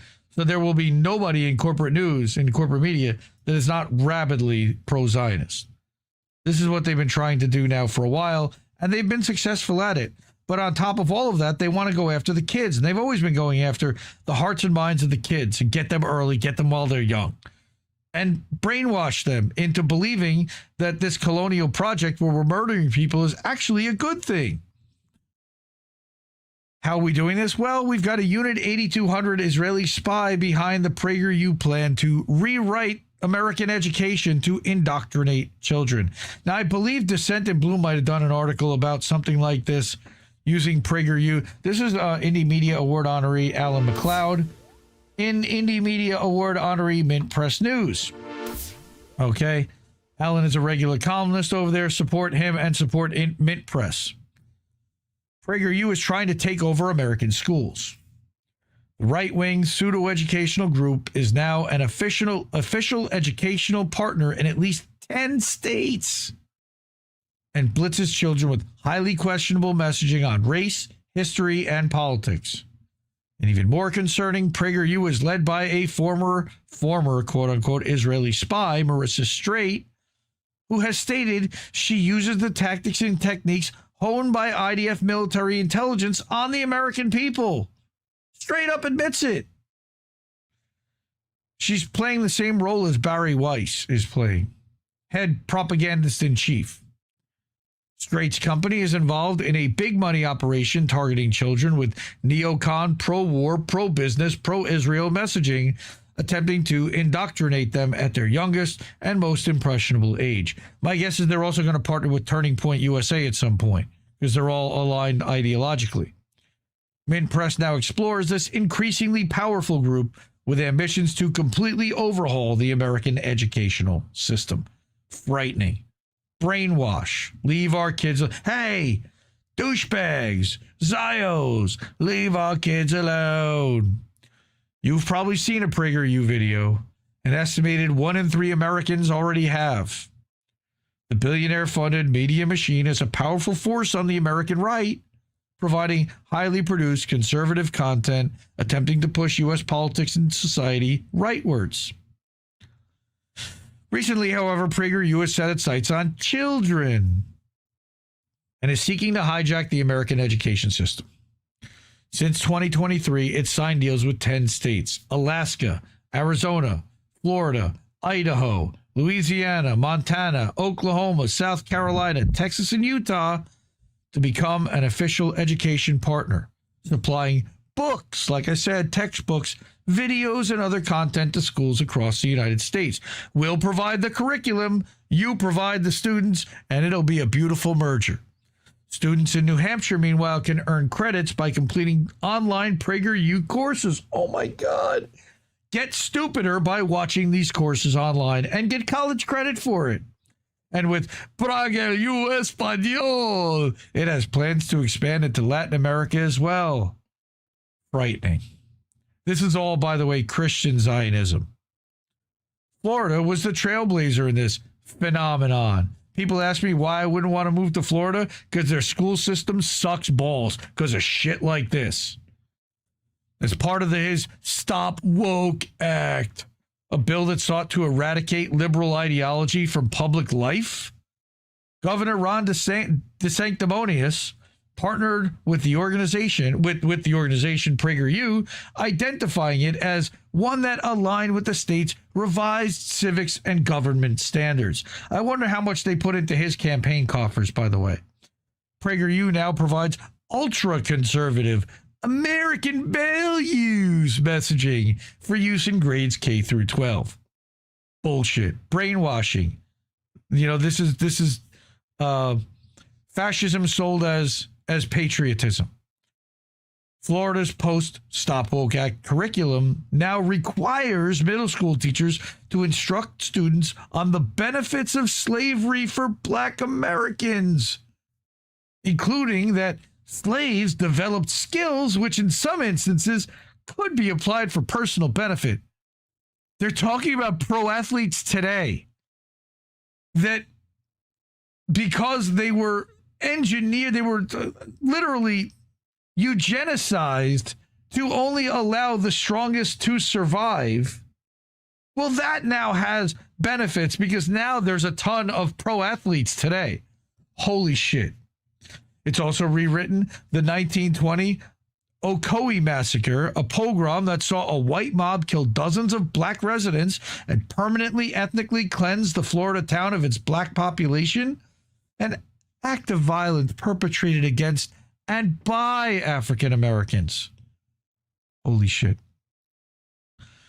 College students at Southeastern University in Lakeland, Florida, meanwhile, can earn extra credit by taking a PragerU history course. Again, get dumber by watching a course and get college credit for it. This despite the fact that despite its branding, PragerU is not an accredited educational institution, let alone an actual university. Oklahoma, however, as Dissent pointed out in an article earlier last year, has gone even further. Last year, the state superintendent of education, Ryan Walters, launched a controversial teacher evaluation test developed by PragerU to vet teachers for their ideology, political ideology, and filter out applicants considered insufficiently conservative. The plan even withheld teaching certificates from educators from what Walters described as woke states. If you came from New Jersey, you can't get a teaching certificate in Oklahoma. Too woke. Walters left his position to head the Teacher Freedom Alliance, a conservative pressure group, aka lobbying group, opposed to teachers' unions. Hilarious. So he's now being paid off big money, more than he had been at the education department in Oklahoma. He just set it on fire and walked out the door and let everybody else deal with putting it out. Free healthcare is slavery, but actual slavery, A-OK. Here's where we get into the PragerU agenda. The PragerU content being shown to American school children contains a number of highly controversial viewpoints presented as common sense. Most lessons are presented in cartoon format, with one about the founding of America, including an animated Christopher Columbus stating that slavery was no big deal. Slavery is as old as time and has taken place in every corner of the world. Mental gymnastics he did. Being taken as a slave is better than being killed. No, I don't see the problem. Because you have mush brain. Further justifying the enslavement and genocide of 2 continents, Columbus tells those watching that, quote, the place I discovered was beautiful, but it wasn't exactly a paradise of civilization, and the native people were far from peaceful. Wow. Another video lesson grossly distorts the views of abolitionist Frederick Douglass, with animated Douglass justifying slavery in America, stating that, quote, the founding fathers made a compromise of supporting slavery to achieve something great, the making of the United States. They made no such compromise. PragerU kids video. They were slave owners. What do you mean? They justified what? How about? They allowed it? No, they were. PragerU kids videos also cover more contemporary issues. One video titled Los Angeles, Mateo Backs the Blue. Propaganda deals with the murder of George Floyd, whom the narrator describes as a black man who resisted arrest. The video claims that violent protests and looting were sparked by false claims of racist policing spread by unnamed activists. Mateo, a Los Angeles child, is aghast by protesters threatening police, who he thinks are the good guys, or as the video calls them, protectors. Don't look up what 40% of all cops do. Don't Google that. And decides to stand firmly in solidarity with the Blue Lives Matter movement. Totally aligned with Kyle Rittenhouse. Yeah. Another educational resource approved for use in schools is they literally are teaching people to lick boots. Another educational resource approved for use in schools is a lecture called Is Fascism Right or Left? By controversial conspiracist Dinesh D'Souza, who's also paid propagandist, in which he insists that fascism bears a deep kinship to the ideology of today's left. No, not at all. First of all, there's no left in elected politics, and even the Democrats are still not. It bears kinship to the ideology of today's right. In 2014, D'Souza pled guilty to violating federal campaign financing laws and then was pardoned by Trump. Unsurprisingly for a conservative movement funded by fracking billionaires, PragerU also instructs its children to reject the overwhelming consensus on climate change. However, it takes it to absurd levels, comparing the supposed oppression of climate skeptics to living in the Warsaw Ghetto, where upwards of 300,000 Jewish people were killed by the Nazis, allegedly. We continue. In Poland, Anya's energy crisis. The titular character is fed propaganda at school about the disastrous impact of human-made climate change, only to have her eyes opened by her conservative parents. Anya is ostracized by the other children for merely expressing her concerns. Luckily, her grandfather, Jakub, gives her the strength to continue by telling her about the Warsaw Uprising. Through her family's stories, Anya's realizing that fighting oppression is risky and that it always takes courage. Except that the oppression isn't... Okay. On India, American children are told that the country benefited greatly from British imperialism. What a surprise. Who spread the influence of Christianity and Western values through India. They were savages and discouraged or even outlawed harmful traditions. and gave India its independence in 1947. This rewrite of history is why they want to control AI and feed it all this propaganda bullshit. Because 30 years from now, this is going to be the fact, the truth, the known established truth throughout all the schools that push this agenda, this nonsense. Some ancient customs are harder to change than others. Wow. Framing India's problems as entirely down to their own backward culture, rather than centuries of direct rule and oppression. Occupation. Another video lambasts Canada's free healthcare system and highlights the supposed dangers of socialized medicine. Yeah, wait times and wait times. How long did it take you to see a specialist, pal? You can't get in to see one for months. While extolling the for-profit, privatized American system, despite it being by far the most expensive comparatively and having the worst outcomes of any developed country in the civilized world, according to international studies. Yes, they're creating their own ideological foot soldiers. That's why they want to have so many kids to spread the influence of evil. This is also why they went after TPUSA and influencing kids with Turning Point. PragerU also sets its targets on Cuba, China, Venezuela, North Korea, publishing videos demonizing those countries as authoritarian nightmare regimes in need of U.S. intervention. If you are a green card holder in the United States, do you think that place is more authoritarian than the one that might be locking you up and deporting you? I would guess not. And then we've got, what's Netanyahu's favorite channel? WIIFM, what's in it for me? No nation, however, concerns PragerU as much as Israel. Fuck Israel. The organization has dedicated a huge amount of time and resources to defending and promoting that country. I can't imagine why. Their Israel at War series of lectures denounces the lie that Israel is occupying its neighbors. No! And includes a link to sign a petition to condemn Hamas and stand with Israel. Fuck that. Stand against Israel. Stand against genocide. Stand against baby murder. A lesson plan designed for young children shows teachers how they can make a model iron dome out of juice boxes and straws in order to educate American children on how Israel is defending itself from Palestinian terror. Interspersed with messaging like Israel and the U.S. are best friends that share values and are tied to God. The same God that tells you to murder Palestinian babies calls them Amalek.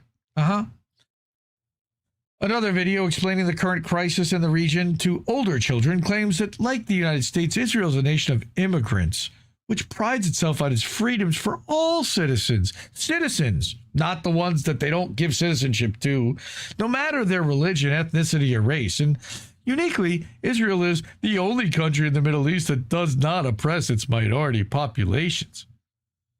They fucking blew up the biggest temple in Iran. They were freely allowed to practice Judaism in Iran. That's all narrative propaganda bullshit. This will come as some surprise to Israel's Arab minority, who face systematic and institutionalized discrimination, including restrictions on land ownership, jobs, education, and to human rights organizations such as Amnesty International and Human Rights Watch, who describe Israel as an apartheid state, carrying out a genocide against Muslims and Christians, both. All right.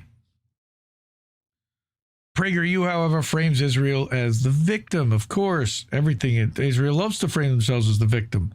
Israelis, they tell their audience, grew up under ongoing attacks from terrorist organizations whose primary goal is to destroy Israel because Israel stole the country.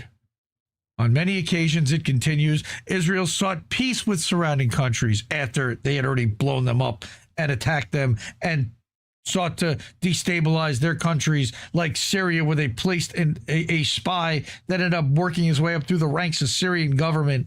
Watch Borat. Sacha Baron Cohen did an Amazon series about that. Okay?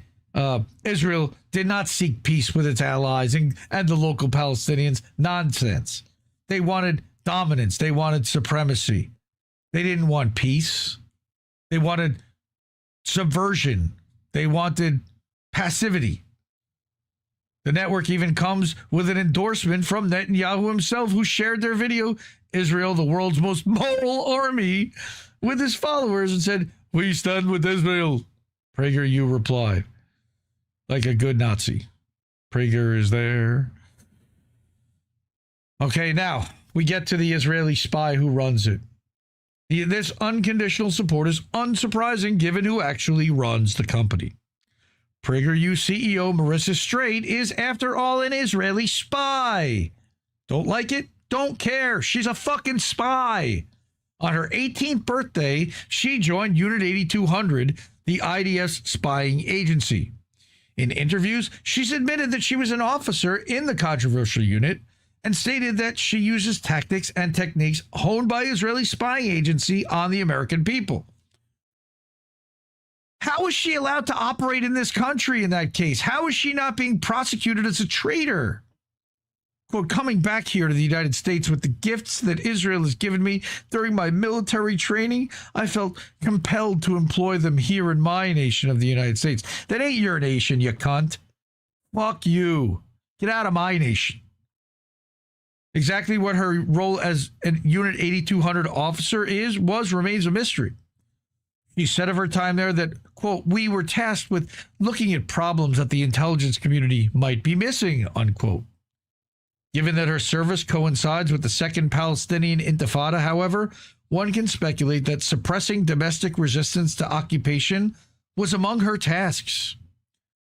One does not join Unit 8200 by chance. The group is Israel's most elite spying agency, accepting only the top 1% of applicants. Rich parents spent fortunes on extra STEM classes for their children in the hopes that they'll be chosen to serve in the unit, knowing that there's a fast track into the upper echelons of Israeli society as well as the tech world.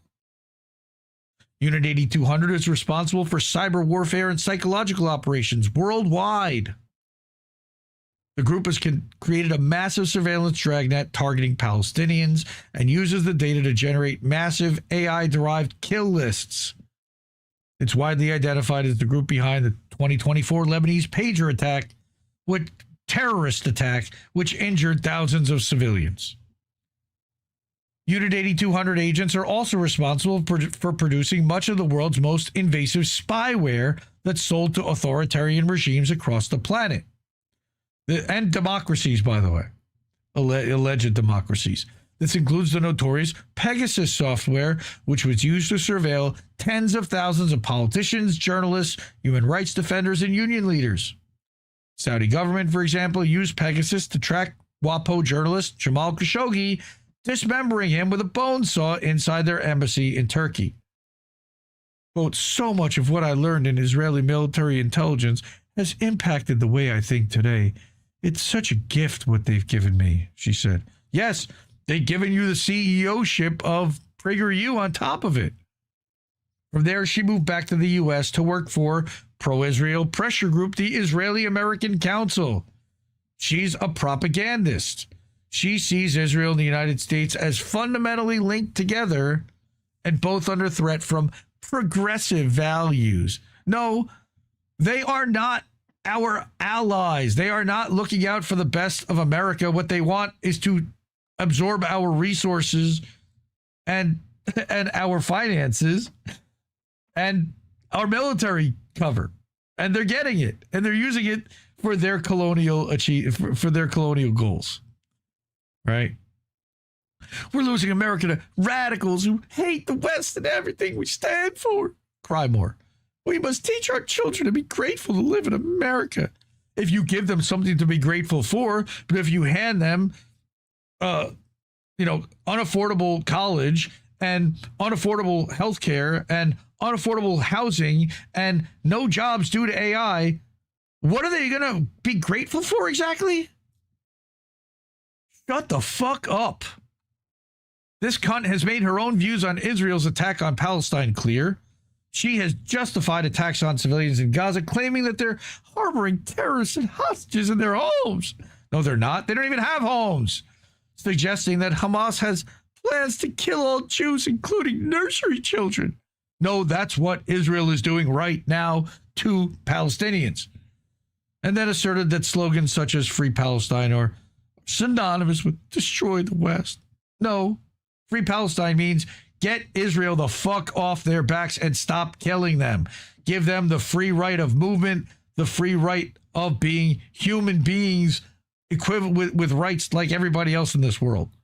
But she's a supremacist, so it's not surprising. So let's make America dumb again. She's been at PragerU since its inception in 2009. Dennis Prager, by the way, was a disgusting individual that it's also a good thing that he's dead, just like Lindsey Graham. Straight has been there since 2009. Its founding, her views on politics in Israel-Palestine, however, could be almost be described as moderate compared with Dennis Prager, who was a fascist. The right-wing talk show host, that's kind, has visited Israel dozens of times, including leading a Stand With Israel tour across the country, including into occupied East Jerusalem and the Golan Heights. Now the Trump Heights, or he likes to call it. He labeled Palestinians as among the world's most morally unimpressive national groups. So racist. And claimed that lying is a Palestinian art form. No, it's an Israeli art form. And it's not even art. They just do it naturally, like water or breathing. Prager, who's campaigned for whites to be allowed to use the N-word, fell in his bathroom in 2024 and was left quadriplegic and paralyzed from the neck down, and has since taken a back seat in the org. I thought he was dead. That's interesting. I didn't even know he was still alive. But it's a good thing that he's no longer running things. But it doesn't matter. The empire he built was bankrolled to the tune of millions by fracking billionaires Dan and Farris Wilkes, although the pair later pulled their money after Prager was insufficiently homophobic for their liking. By this time, however, the company was funded by Israeli-American megadonor Miriam Adelson, we know her, and had grown from strength to strength. So by 2024, its revenue climbed to a reported $70 million. Who's paying these idiots? State governments with our tax money for curriculum. And it could afford to hire A-list conservatives like Ben Shapiro, Candace Owens, Tucker Carlson, Nigel Farage, and Douglas Murray to present their videos. They've got highly paid propagandists. The original plan was for PragerU to pursue university accreditation, hence the name. However, this was quickly dropped because they knew there was no chance of that ever happening. And yet, despite holding no educational accreditation whatsoever, they kept the misleading moniker because why not perpetrate a lie? Welcome to the Israeli way of thinking. This sort of callous relationship with the truth has been a constant feature of the organization. It's not about truth. It's about narrative. It's about spin. It's about believing what we want you to believe. It's regularly criticized for producing content with little to no intellectual merit. Multiple sources have cataloged what they call the blatant lies present in the outlet's videos. That's a YouTube video. Of several YouTube videos that can do that. Officially, PragerU is a non-political organization, which is, again, hilarious. We're a 501c3, even though they only allow conservative views. A non-profit. All right? We don't have any political involvement with anybody. That would be against our charter. Except Israel's a bipartisan project owned by both halves of the Uniparty. Few, however, would take this at face value, especially as Street herself posted a video of her dancing with Trump at his Mar-a-Lago residence with the caption, "Make education great again.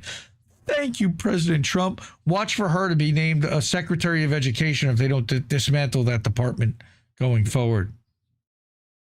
Or they'll rebuild it and just hand it to PragerU. PragerU has strongly supported Trump's wholesale attacks on the education system and teachers' unions, who they see as the primary obstacle to their plan to disrupt the education market as for their profit. Even though they're not for profit, somebody's making money. Somebody got to pay all those bills. $70 million in revenue last year. That means they have to spend it all. They have to give it out. And spreading $70 million around will buy you a lot of narrative and a lot of propagandists. Trump's also attempted to cut funding for PBS's children's program, Music to PragerU's Ears, as the organization attempts to shape young minds from infancy, stepping in to fill the vacuum left by Trump's gutting of the U.S. education system. See how they're all working together? Then you have the racist Sesame Street. PragerU sits at the apex between neocon foreign policy, reactionary social policy at home, and relentless pro-Israel advocacy. But the primacy of all three of these positions are increasingly under threat in the United States and are becoming progressively more unpopular. Large majorities of Americans support a system of socialized medicine that PragerU is so actively campaigns against, as well as making colleges free to attend and building social housing nationwide. 62% of young Americans hold a favorable view of socialism, whatever the fuck that means. Go ahead, define socialism. You'll get 10 different answers if you ask 10 different people. Polls show the country overwhelmingly disapproves of Trump's aggression against Iran. And after nearly 3 years of genocide, the tide is turning on Israel. An April Pew Research Center study found that even 4 in 10 Republicans hold an unfavorable view of the colonist entity. That figure rises to 57% of Republicans under the age of 50.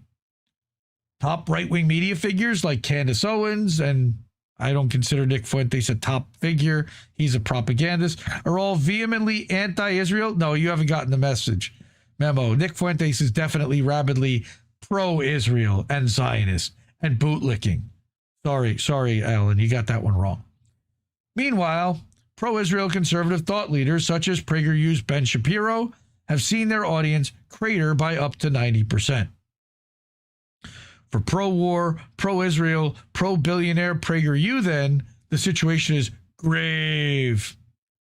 Despite years of extremely well-funded PR, they've been unable to stem the tide of public opinion.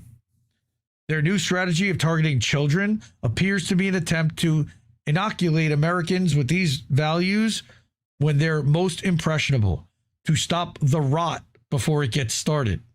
Rot. You mean actually like believing in equality for all? PragerU is enthusiastically backing Trump's dismantling of the U.S. education system and is poised to step in to fill the void. In this sense, they're hoping to do to American education what Israel has done to Palestine. And with a former Israeli spook at the helm, they're in perfect position to do so, blasting young minds with a blitz of reactionary propaganda, making them passionate advocates of a system that fundamentally does not work for them. Shout out to Alan McLeod. That shit's brilliant. Again, where else are you hearing about Unit 8200 spies running PragerU? I have not heard anybody talking about this article. I agree. It's awful. And yeah, it's reactionary, racist propaganda that they're pushing. Okay? America first, pro-ultra-nationalism, fundamentalism. Frightening. Fuck Israel for all of that. And thus concludes our Fuck Israel segment. Now, okay, wow, okay, it's 11:40. I'm going to still read this for the next hour. Before I do, support independent media because we need it more than ever. The ways to do that are up on that board. The people who've done so are already listed there. I love them all. Appreciate that. I look at that every day. It means so much to me. Okay. Cash App $, Indie News Network. Ko-fi.com/Indie News Network. PayPal.me/Indie News Network. Patreon.com/Indie News Network. INNnewsletter.com and IndieMediaToday.com over at Substack. You can subscribe monthly or annually over there. And then our website, IndieNewsNow.com, where you can get news 24/7, ad-free, unfiltered, linking right to the website. You can also pick up merch, and you can leave a tip for the network there as well. Okay. Really quickly, yeah, we found more tunnels in Brooklyn than in Gaza. Very funny. Totally agree, Abby. My dad's side originates on the border between France and Germany, with the name originating for the Crusaders, possibly. That's interesting. Dabby Dabs. Or Macy, good to see you. And it's a good point, Abby. Many parents, too many parents, don't have time or are too tired to be involved in their children's education. And they're relying on the United States to provide that education to their kids, to provide the education that we all were raised with. And they're trying to dismantle it. Yeah, man, thank you. I appreciate that. I will take a breath real quick, but I am going to try to get through this Whitney Webb stuff because, and I need to scroll down to the part that we stopped. I'm going to remind people where we were at on this article where we're talking about Polymarket and the origins of Polymarket. The Polymarket was effectively a DARPA a program that was a policy analysis market where they tried to predict what would happen, and then it evolved into like the Hollywood Stock Exchange, and they initially had cryptocurrency running behind it, and somewhere along the way in the early 2000s, there was a push to bring fiat currency into this and have it be real money. And who was involved with that? Our own Commerce Secretary, Howard Lutnick, old Nutlick himself from Cantor Fitzgerald, that had bought the rights to this Hollywood Stock Exchange product. Then we also talked about LifeLog, which was a DARPA product, a program that developed into Facebook, funded by Peter Thiel, or initially seed funded $500,000 by Peter Thiel. And Sean Parker was involved. We were talking about the movie The Social Network and kind of the revisionist history around how that all started. And we were actually getting to the spot where Shane Coplin, this person that they tell the story as the one who invented or created Polymarket, actually, now we get into who is this guy, where did he come from, and how does he fit into this whole picture? All right, so again, this is unlimitedhangout.com. This is an article by Whitney Webb and Mark Goodwin, where they're talking about Polymarket and the origins, which are not the way that it's been sold, which is basically something out of their basement. So I'm going to start, it's about halfway down the article with the section that says Enter Shane Coplin. Shane Coplin, the eventual founder of Polymarket, was raised in New York City, the only child of two South African college professors. Interesting that Peter Thiel and Elon Musk are also both South African. He was raised, however, solely by his mother, with Shane later describing his father as a mad scientist who studied panic disorders. Growing up middle class, Coplin developed a major itch at a young age to make money, which reportedly drove his early interest in file-sharing websites, as well as later the nascent cryptocurrency industry. Yes, Afrikaner. That's right, Abby. As he developed this itch to aggressively pursue wealth, Coplin simultaneously developed an obsession with the background and early rise of early 2000s tech entrepreneurs who went on to become billionaires, specifically Facebook's Mark Zuckerberg. Coplin was smart, yet unmotivated, and felt like he didn't stand out enough to compete alongside his peers by conventional means.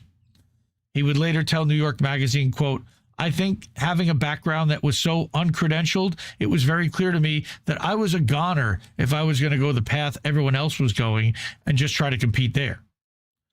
Coplin ultimately determined that he would have to emulate his role models much more closely if he wanted to follow in their example and reap the rewards. This mindset soon pushed a 16-year-old Coplin to pursue an internship at what was then one of the city's hottest startups, Genius, a lyric and web annotation company initially known as Rap Genius. Coplin had repeatedly attempted to contact Genius's co-founders, who ignored his emails. This led him to travel straight to Genius's office, where he successfully pitched himself to the people actually running the company. Christopher Glazek, then executive editor of Genius, later wrote that, quote, "Within minutes of meeting him, I learned that Shane possessed near encyclopedic knowledge of major tech entrepreneurs, and he eagerly volunteered to add annotations to the Wikipedia pages of Mark Zuckerberg and Travis Kalanick from Uber."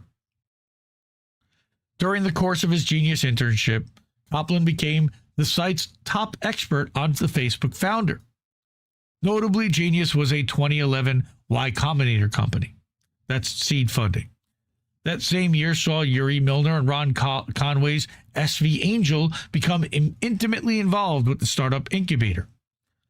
Milner was an important early investor and an advisor to Facebook. Conway's significant connections to the people behind Facebook are discussed later in this article. 2011 was also the year that Sam Altman, recognized widely as a Peter Thiel protege, became a partner at Y Combinator. Altman would later take over the leadership of the incubator in 2014. Now you know him as the CEO of OpenAI. Our founder, and Greg Brockman's CEO. In 2014, Shane Kaplan discovered Ethereum and participated in its ICO, or initial coin offering, that same year. He subsequently developed a financial incentive to support Ethereum's progress. A since-deleted biography of Kaplan states that he moved to San Francisco sometime in 2016 to intern at Chronicled, which he described as one of the first venture-funded Ethereum startups. There he says he was immersed amongst a team of blockchain-obsessed tinkerers, and it was there where his eyes were opened to the vast possibilities of decentralized applications. According to a past press release, or past press releases, one of Chronicled's goals as a company included, quote, creating a world in which physical and digital experiences are fully synchronized by offering a turnkey solution to securely register any asset identity, from art to automobiles to drones to secure shipping containers and pharmaceuticals, on the blockchain. He was a blockchain douche. All right, and here's one of these early bios, now deleted from his time as Token Union's CEO. And there's a link to the Internet Archive for that. Again, they're trying to wipe this history out, to rewrite the history as to how this company was founded and came to be. People like Whitney are really inconvenient to that. One of Chronicled's main investors at the time was Pantera Capital, whose co-chief investment officer was Joey Krug, around the time that Kaplan interned at Chronicle, right? Krug, a Thiel fellow who had co-founded the Ethereum-based prediction market Augur, remember we talked about Augur last week, would subsequently join Thiel's Founders Fund. There he would become a crucial early investor in Polymarket. Krug, Augur, and their significance to this story are explored later in this article. Armed with glowing recommendations from his former superiors of both Genius and Chronicled, Kaplan was admitted to NYU to study computer science and began attending in 2016. However, he quickly became bored and disillusioned. He eventually dropped out halfway through his second semester to pursue blockchain projects full-time. He smelled the money. Shortly after, in 2017, Kaplan subsequently created a company called Token Union, which offered rewards for holding either Ethereum or ERC20 tokens. Those are tokens that are on the Ethereum network. It initially framed itself as the world's first Ethereum-based savings account. Token Union was originally founded as Token Bank, BNK, and one of its former employees, Yash Patel, has claimed that this company was the direct predecessor of Polymarket. Not us, this guy who worked there. Notably, one of the domains used by Token Bank, or tokenunion.io, now directs to union.market, another Kaplan domain. So it seems like that makes sense. The shift in Token Union domains over the years, from tokenbank.com, tokenunion.io, to union.market, and finally to poly.market and polymarket.com, seems to suggest that Patel was right. Lending further support to this theory is the fact that all of those domains now redirect to Polymarket. And yet they'll deny that that's what's happening. It's unreal. And here's the Bancor protocol, okay, working to integrate the Bancor protocol. Oddly, any discussion of token union is absent from essentially every media profile of Copland that's been written since Polymarket achieved breakout success a few years ago. All of these media profiles paint Copland's success as a derivative of pure luck and assure the reader that Polymarket began in 2020 with no real predecessor. In one of these recent media profiles, Copland asserted that he had picked the Union.Market because of a New York eatery he enjoyed at the time. Complete bullshit. Though he acknowledges Union.Market was focused on yield-bearing digital assets, neither he nor the article make any mention of his company Token Union. This is despite that the relationship documented above between the Token Union IO and Union.Market domains. One must wonder why Token Union has seemingly been ripped out of the narrative, not just by the mainstream media stenographers chronicling his and Polymarket's rise, but also by Copland himself. It's like he never even founded the company, because inconveniently that company evolving into Polymarket does not really tell the story that they want to tell. One of the reasons the Token Union has seemingly been erased from current narratives about both Copland and Polymarket may lie in the Token Union's close partnership and integration with Bancor. Bancor was created by Guy and Galia Bernarzi, the nephew and niece of longtime and current Israeli Prime Minister, the war criminal himself, Benjamin Netanyahu. This is what drove Nikita Bayer so crazy to try to smear this. All right. Token Union had an integration with Bancor. So they were connected to Netanyahu's niece and nephew. Galia Bernarzi, immediately prior to creating Bancor, had been a partner at Peter Thiel's Founders Fund, where she helped lead the firm's investments in Israel. Nothing to see here. One of the main tokens showcased in Token Union's promotional material is Bancor's BNT token, and Bancor is listed among its small list of official partners. Yes, Bancor with the bank whore. That's right. Right, that's right, Katie. Right? So Bancor is listed among its small list of partners. Token Union's white paper also touted its integration with Bancor as one of its platform's main advantages. And now all of a sudden, it's like it never existed. Bancor advisor Lou Kerner was also a Token Union advisor, alongside Jim Haft, with whom Kerner created Crypto Oracle. Crypto Oracle was founded in 2017, and at the time, its founders advised Copland's Token Union. It focused on supporting early-stage blockchain firms. Bullshit. This strongly suggests that Crypto Oracle had backed Copland's company, which later claimed to have raised millions in a private pre-sale from undisclosed sources. Like Bancor, Crypto Oracle is also listed as a Token Union partner. Why else would they be listed as a Token Union partner unless they had been investing millions of dollars into the company?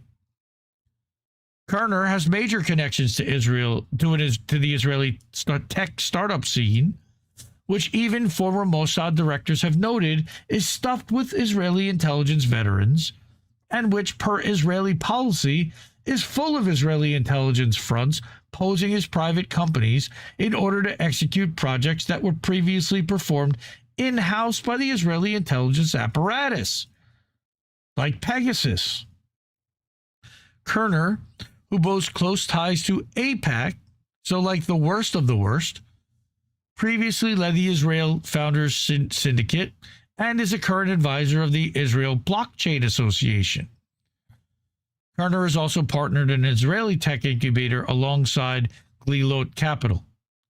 Glilot Capital was created by two Israeli military intelligence veterans who invest specifically in entrepreneurs who emerged from the elite Unit 8200 Signals Intelligence Unit, often likened to Israel's equivalent of the NSA, like the lady that's running PragerU that we talked about before.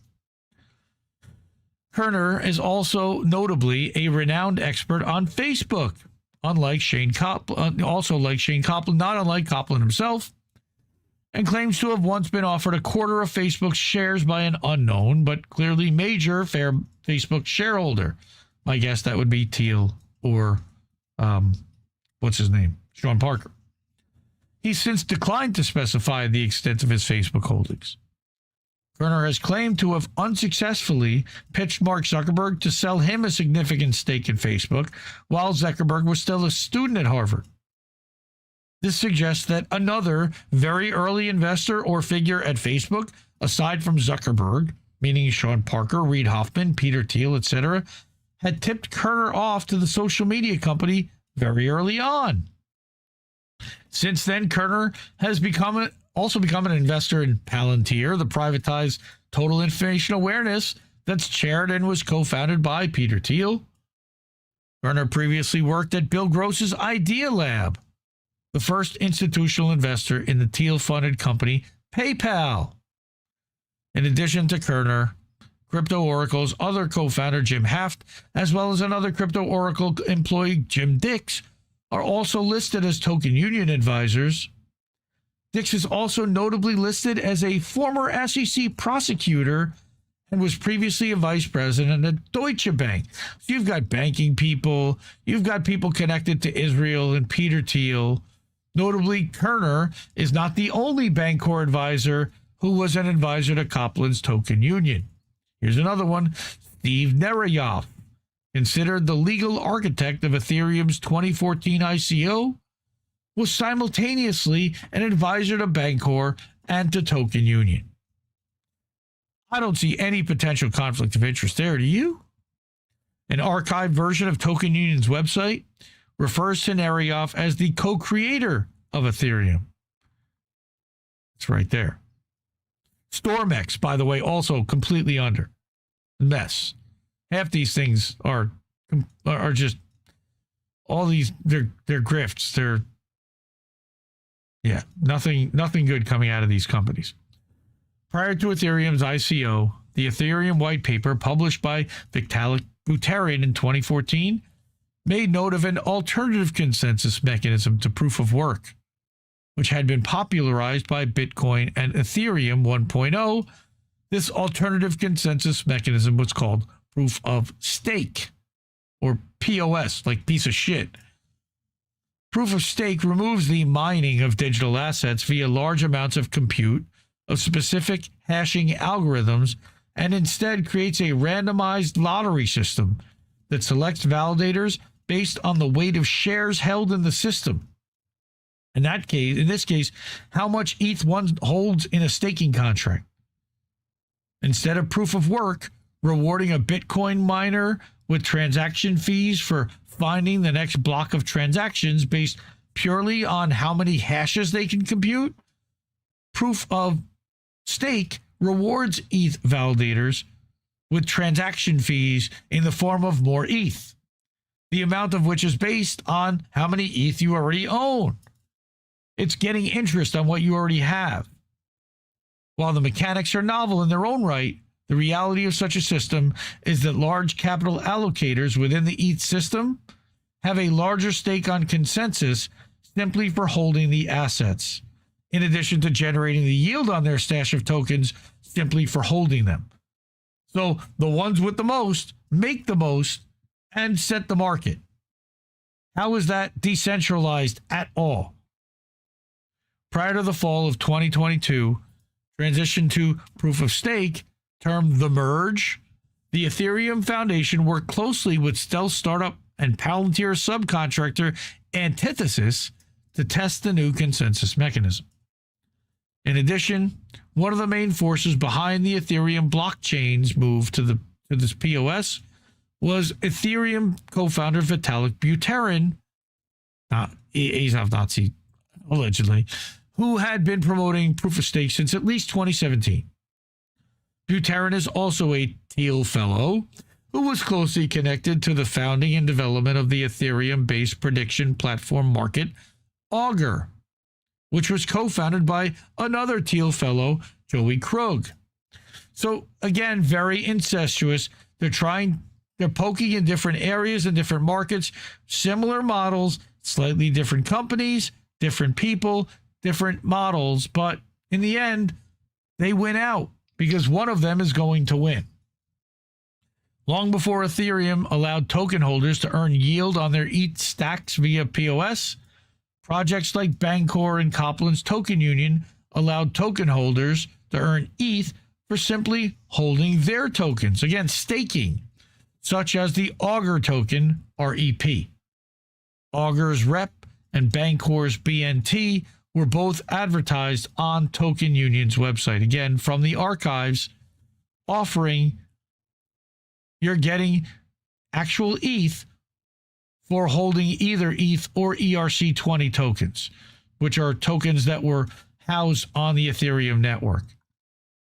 So if you're holding them in a wallet, they'll provide you with more ETH just for letting it sit there so that they can claim as a stake and at proof of stake that there's actual money, somebody's money is actually sitting there. In addition, as the CEO of Token Union, Copland attended and was a featured speaker at a high-profile blockchain and crypto-related conferences alongside executives at major firms like Meta, Microsoft, R3, Visa, Pantera Capital, and so on. This is that ecosystem, the conference ecosystem that serves to push a narrative. At the World Blockchain Forum conference in November 2018, Copland's speech was titled, "The Napsterization of Finance." Gross. Sometime between 2018 and 2019, Copland contacted Augur's co-founder Joey Krug, both to complain about Augur's interface and to pitch him on investments. Krug made up a random target volume of $5 million a week and told Copland he'd invest if he reached it with his proposed prediction market venture. Around this same time in 2019, Copland also reached out to none other than Robin Hanson, the system architect of DARPA's PAM. Remember, we talked about him last week. Copland that year claims to have first stumbled upon a Hanson paper entitled, "Shall We Vote on Values but Bet on Beliefs?" That Hanson paper, being the most inspirational to Copland, is notable as it's the paper where Hanson proposes a system of governance based on prediction markets called the futarchy. After reading this paper, per New York Magazine, Copland proclaimed to Hanson in a verbose email with multiple block paragraphs that he wanted to be the person to bring prediction markets to life. It couldn't have been anybody that was connected to this guy that had prior knowledge of these prediction markets, of these policy analysis markets in DARPA and in the Total Information Office. Nah, couldn't have been. Just happened to find it, right? Just happened to show up on his desk, right? Hanson was also advising Augur at the time. He's said to have largely brushed off Copland. Naturally. Copland went on to officially create Polymarket in June 2020, reportedly due to the COVID crisis forcing him to alter course for his previous project Union Market, and Copland having recently been inspired by the work of both Hanson and Austrian economist Friedrich Hayek. As the story goes, Copland then went on by himself and built Polymarket alone in his bathroom. Sure he did. However, that is the official narrative we've been told of Copland and his early interactions with figures like Krug and Hanson. As demonstrated thus far in this article, another key part of this official narrative around Copland and Polymarket is a lie. Copland didn't come out of nowhere with Polymarket in 2020 with no real prior footprint or industry connections. Copland, well before 2020, was speaking at high-profile conferences alongside top executives at some of the biggest companies in the industry, while also attracting, per Token Union's own claims, millions in private funding and advisors and partners with clear and obvious ties to both private and public sector of Israel and significant ties to top people in the early Ethereum network. In order to paint Copland's success with Polymarket as an anomaly and manufacture the appearance of luck, Token Union has been written out of the narrative. Given this effort to obfuscate Polymarket's apparent predecessor company, of which Copland was CEO, one can't help but wonder what else has been intentionally left out of the story. Well, let's take a look. Copland quoting the Teal verse. And again, Dissent has done extensive work on examining the Teal verse, as has Whitney Webb at Unlimited Hangout, which is what we're reading, by the way. Whitney Webb and Mark Goodwin, Unlimited Hangout, about Polymarket and its origins. Copland's aforementioned years-long obsession with the trajectory of Silicon Valley billionaires, particularly Zuckerberg, is worth dwelling on in detail.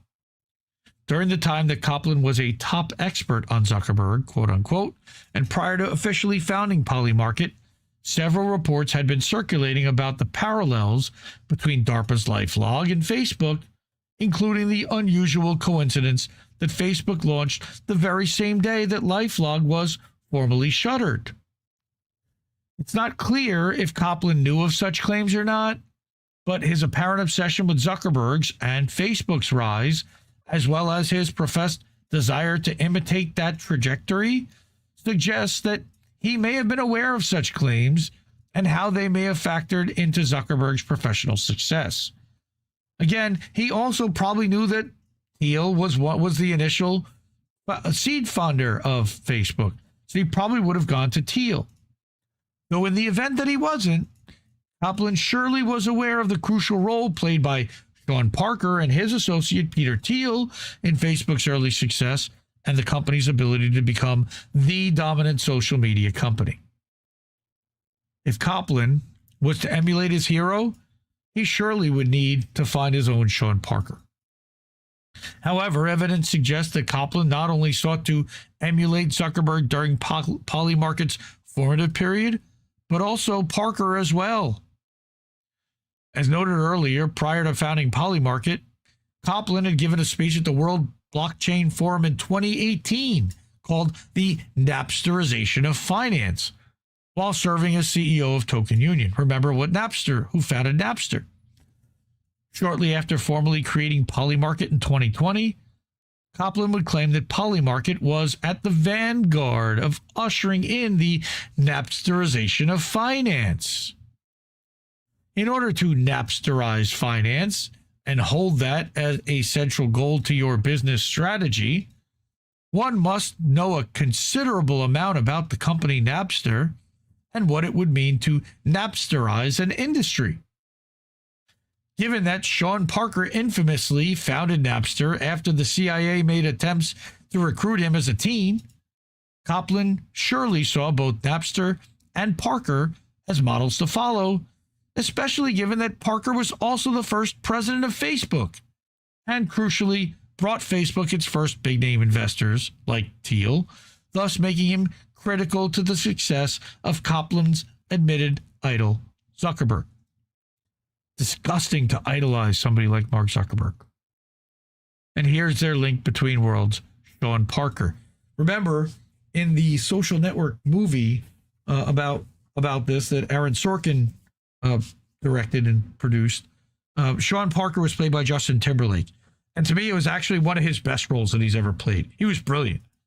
He actually made Sean Parker likable. Sean Parker, let's do a little deep dive, was born in 1979, Fairfax County, Virginia, to an advertiser and an oceanographer. While plenty has been written about Parker's, surprisingly few writers have explored the interesting and relevant background of his father. They always look at the parents. Bruce Parker Jr., not Ray, but Bruce Parker Jr. Ray Parker Jr. did the Ghostbusters song. Sean's father spent years working for various government oceanic institutes across the United States, including stints as the chief scientist in NOAA, a director of the Coast Survey Development Lab, and a former director of the World Data Center for Oceanography, among others. Should ask Reef about that. His mom is also in ocean science. During his time at the NOAA, from 74 through October of 2004, it's 30 years, his department worked closely with CIA in a data sharing effort spearheaded by Vice President Gore, known as Project Medea. Parker's then boss at NOAA, D. James Baker, was a critical part of Project Medea's team.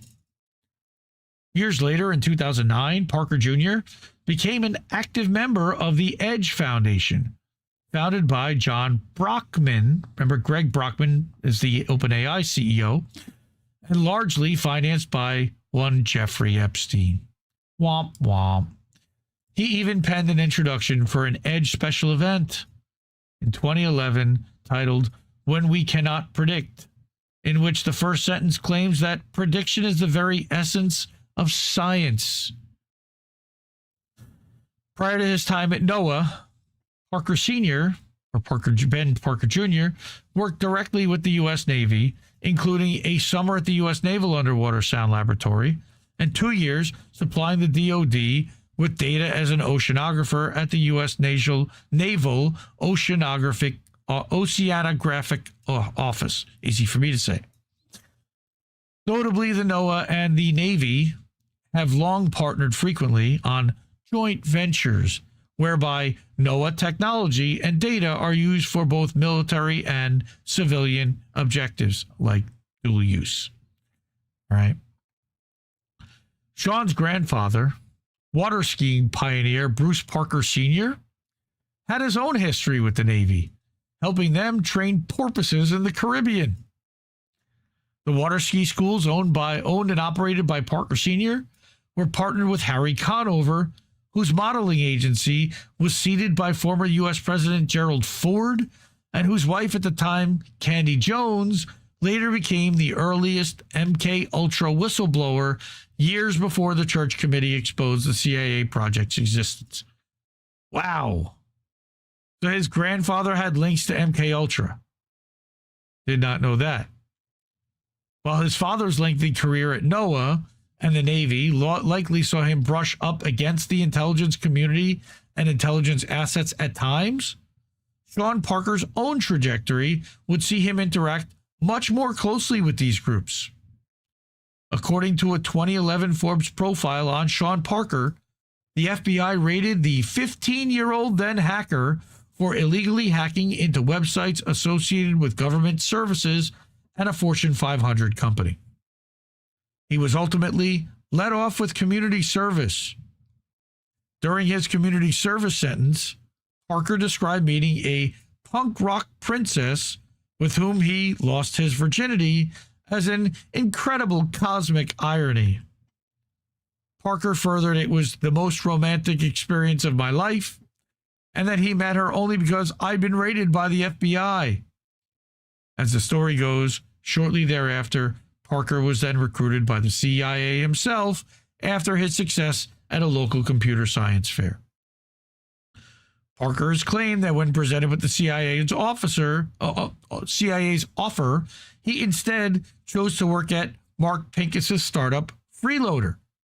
He could have done both. He later joined the DC-based internet service provider UUNet. That's a company that claims to have been the first commercial ISP that employed many former members of DARPA who had built an early iteration of the internet known as ARPANET. Parker's former boss, Mark Pincus, later founded the juggernaut Facebook game company Zynga. Everybody knows them from Words with Friends, which at one point accounted for around 10% of the social media giant's income. They ran that into the ground. Facebook gaming is a butchered mess. Pincus would also come to work with and invest alongside Parker, including in Polymarket, after making critical early investments in several earlier Parker-linked companies, such as Napster and Facebook. And there's Parker and Pincus. Parker's on the left with the beard. You see how they made Sean, what's his name? Justin Timberlake look like him. Around the same time Parker began programming at UUNet, Microsoft acquired a 13% stake in the company. And in an August 2011 email to Jess Staley, Jeffrey Epstein implied that Parker using his teams at Facebook and Spotify were affiliated with Gates and his entourage. While Parker should have been in high school, he instead earned $80,000 his senior year and wasn't going to school. According to Parker, quote, I was technically in a co-op program, but in truth was just going to work. It was during this period that Parker met fellow teenager Sean Fanning online and alongside a couple friends founded the quick-to-fail internet security firm Crosswalk. While not much is available about the firm online today, seemingly the concept was that two hackers, Sean and Sean, would share their expertise on breaking into online systems with companies looking to strengthen their cybersecurity. After his senior year, and with his co-op program earnings in hand, Parker put off pursuing college to fly out to San Francisco and co-found the pioneering music sharing site Napster with Fanning. Parker referred to his time at Napster as Napster University, explaining that it was a crash course in intellectual property law, corporate finance, entrepreneurship, and law school. Parker furthered that some of the emails I wrote when I was just a kid who didn't know what he was doing are apparently in law school textbooks. Despite Napster eventually succumbing to a deluge of high-profile litigation, Parker's model for disregarding bureaucracy and legislation in the pursuit of technological disruption was established by the young founder's indifference to the legal context surrounding his company's services. And what he's basically saying is that he put the record industry out of business with his service, with Napster, which he made available for free to everyone. And then they sued him into oblivion for violating copyright. Now we get to Ron Conway, an early investor in PayPal and Google, among other stalwarts, met Parker and Fanning, the Shawns, at the onset of Napster and has backed practically every Parker project since. It's done nothing but making money. Fanning later referred to Conway as like family to me, explaining that he is such a big part of who I am today. Yeah, he bankrolls you. However, not every Parker-backed venture was a success, such as the failed startup Plaxo, which sought to auto-update a person's email-based address book and was later called a precursor to social networking. Parker was infamously forced out of that company in 2004. I remember Plaxo. So what they basically did was they got everyone to update their contact information, and then they had you sync your address book and then told you, hey, we saw in somebody else's contacts that this person's phone number's been updated. Is this the right one or is that one? And then they built like a master database. That was the precursor to Facebook.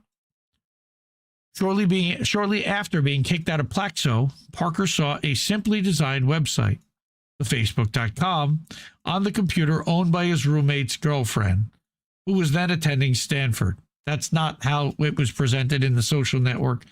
It was a girl that he had hooked up with for the night, who was actually like the dean's daughter or something, who was in a French minor. Parker immediately emailed its creator Mark Zuckerberg, much like what he had done with Fanning, and offered to help with his website.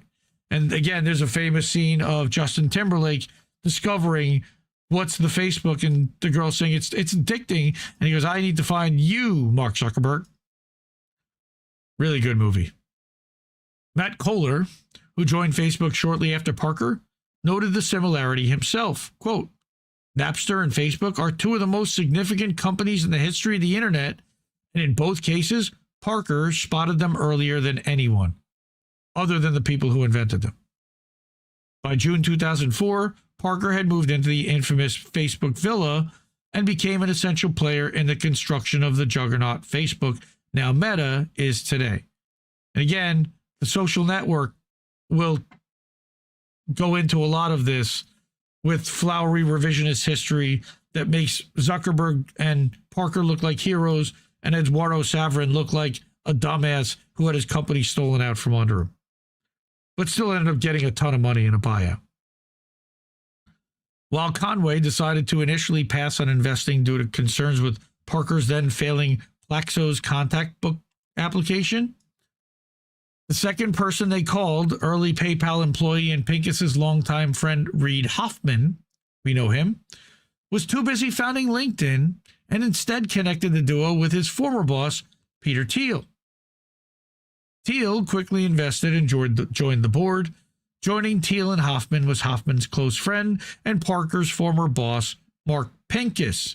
Again, all these names coming around again and again and again. Forbes later referred to Parker as an early Facebook business veteran who helped the college-aged Facebook founders network around Silicon Valley, set up routers and benevolent investors like Thiel, Hoffman, and Pincus.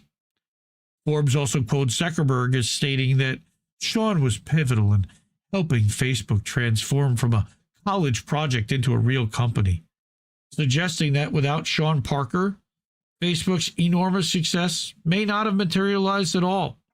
And if he hadn't connected it to Peter Thiel, he might be right. Parker, Zuckerberg, and Thiel went on to change the internet and pave the way for further exploration of the concepts of digital identity, digital content distribution, digital community, and even digital currency. All essential pillars of the now blossoming prediction market industry. In 2005, Parker was accused of possessing cocaine during a house party at a rental under his name, and although he was never charged, he was essentially forced off of the Facebook board. Despite this, Thiel has claimed that he does not think Sean ever really left Facebook and has continued to be involved in many ways. And again, that whole cocaine incident was also documented in the Social Network movie. The next year in 2006, Parker was hired by Thiel and became a partner at Thiel's Founders Fund. There, he famously courted and advised the team behind Spotify to legally commercialize the digital music industry, succeeding exactly where Napster had quote-unquote failed. Thiel reiterated his admiration for Parker, referring to him as a brilliant entrepreneur who somehow transforming the United States and is not yet understood by society. Again, Thiel, Zuckerberg, and Parker. Oh, Howry, right, Ken Howry from Founders Fund. Not long after, Parker had stated that it's technology, not business or government, that's the real driving force behind large-scale societal shifts. Yeah, technology funded by the government, dummy.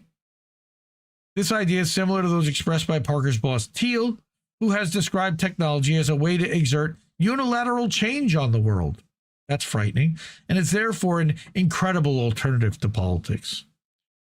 Given that Thiel views technology as the most effective way to exert unilateral change on a society and as a way to bypass public consent, his view that Parker and his companies have been key to transforming the United States takes on increased significance. One should also consider the early role of Parker and Thiel at Facebook alongside their respective connections to the American national security state. Parker had early run-ins with the FBI and was sought out by the CIA. As detailed earlier in this piece, Thiel was also actively working to privatize at least some programs of DARPA's Information Awareness Office at the time Parker contacted him about the Facebook.com. Having just privatized DARPA's TIA program into Palantir, Thiel and perhaps Parker certainly saw in Facebook a company that could be molded to serve as more than just a social network. Thiel likely saw its utility as an analog for the shuttered sister project of TIA, LifeLog, particularly given the fact that Thiel was known to have been meeting with John Poindexter, the close friend of LifeLog's project manager Doug Gage during this time. Thiel's fondness for Parker and his belief that Parker has played a major role in transforming the United States may lie in Parker's outsized role in developing what we could call the Napsterization model for a given industry that many Teal-linked ventures have since followed. Parker's Napster, even though it failed, was able to test the regulatory environment and determine what was needed for a successor to emerge as the dominant de facto monopoly in that industry with the blessing of regulators. In the case of Napster's successor Spotify, it was Parker, then at Teal's Founders Fund, who spotted a worthy vessel for his ultimate ambition, that began with Napster. Subsequently, this Napsterization model has been applied in several Teal-linked companies, including Facebook itself, via its attempts to launch its Libra stablecoin, as detailed previously by Unlimited Hangout. For example, Facebook itself faced many legal battles during its formative years, and thus employed many heavy hitters with ties to the public sector as legal counsel, including former State Department official Jennifer Newstead, who previously helped draft the Patriot Act. Another former Facebook lawyer, Ted Ulyat, had worked in George W. Bush's White House before Facebook. Ulyat himself was suggested to Zuckerberg by Paul Cappuccio, a lawyer who had successfully represented AOL in its landmark litigation regarding EU approval. That's an outcome that helped globally enshrine American-made interests during the Internet's proliferation. Both Cappuccio and Ulyat worked at Kirkland and Ellis, the law firm hired to defend Jeffrey Epstein, while Cappuccio helped Parker and Teal deregulate and disrupt the electronic cigarette market as the general counsel for the now bankrupt Enjoy, the first e-vape company to receive FDA approval. You see, all these guys are behind all the most evil shit that's now dismantling our society, reshaping America into the whore system that it is today. All right? This Napsterization model is evident in Copland's comments about token union, which he once referred to as an economic experiment that could ultimately prove to be an integral part and one of the leading methods of storing value in the token ecosystem of tomorrow. Tokens are shitcoins. It is certainly interesting that Copland would be able to attract millions of dollars in seed funding from figures such as Lou Kerner and become deeply partnered with Bancor for something that was seen as an economic experiment and not a viable for-profit company. That is, of course, unless the goal of both Copland and his backers at Token Union was economic experimentation with the goal of Napsterizing major aspects of this industry with a focus on the Ethereum ecosystem. Meaning that they wanted to Napsterize banking. Notably, in a recent media profile, Copland was asked if he viewed Polymarket as a technological descendant of Napster, to which Copland said, "There are parallels." Sure. While Copland was building the Ethereum-focused Token Union, the Ethereum-based prediction market platform Augur was taking off. Advised by Ethereum co-founder Vitalik Buterin and Robin Hanson, who had founded the policy analysis market under DARPA, and financed in part by a Teal Fellowship, Augur eventually failed to succeed in creating a globally successful prediction market. Developed and maintained by the Forecast Foundation nonprofit, Augur had hinted before it became largely relevant and Krug left the foundation that it would offer a widely anticipated for-profit spin-off. That's weird. Shortly after Krug stopped working on Augur, he joined Sean Parker at Teal's Founders Fund. So everybody works for Peter Thiel. That's what we're learning. In keeping with the Napsterization model, Krug and Founders Fund, with lessons learned from Augur, would become early investors and advisors to the for-profit Polymarket. How convenient that they don't get it right as a not-for-profit, but once it's for-profit, they sure as shit get it right. Thiel isn't human. Fight me. I'm not fighting you. I think, hey, look, He's an anagram for the reptile. Peter Thiel is an anagram. If you rearrange the letter, it literally spells out the reptile. All right. In keeping with that Napsterization model, Krug and Founders Fund, with lessons learned from Augur, would become early investors and advisors in Polymarket for profit.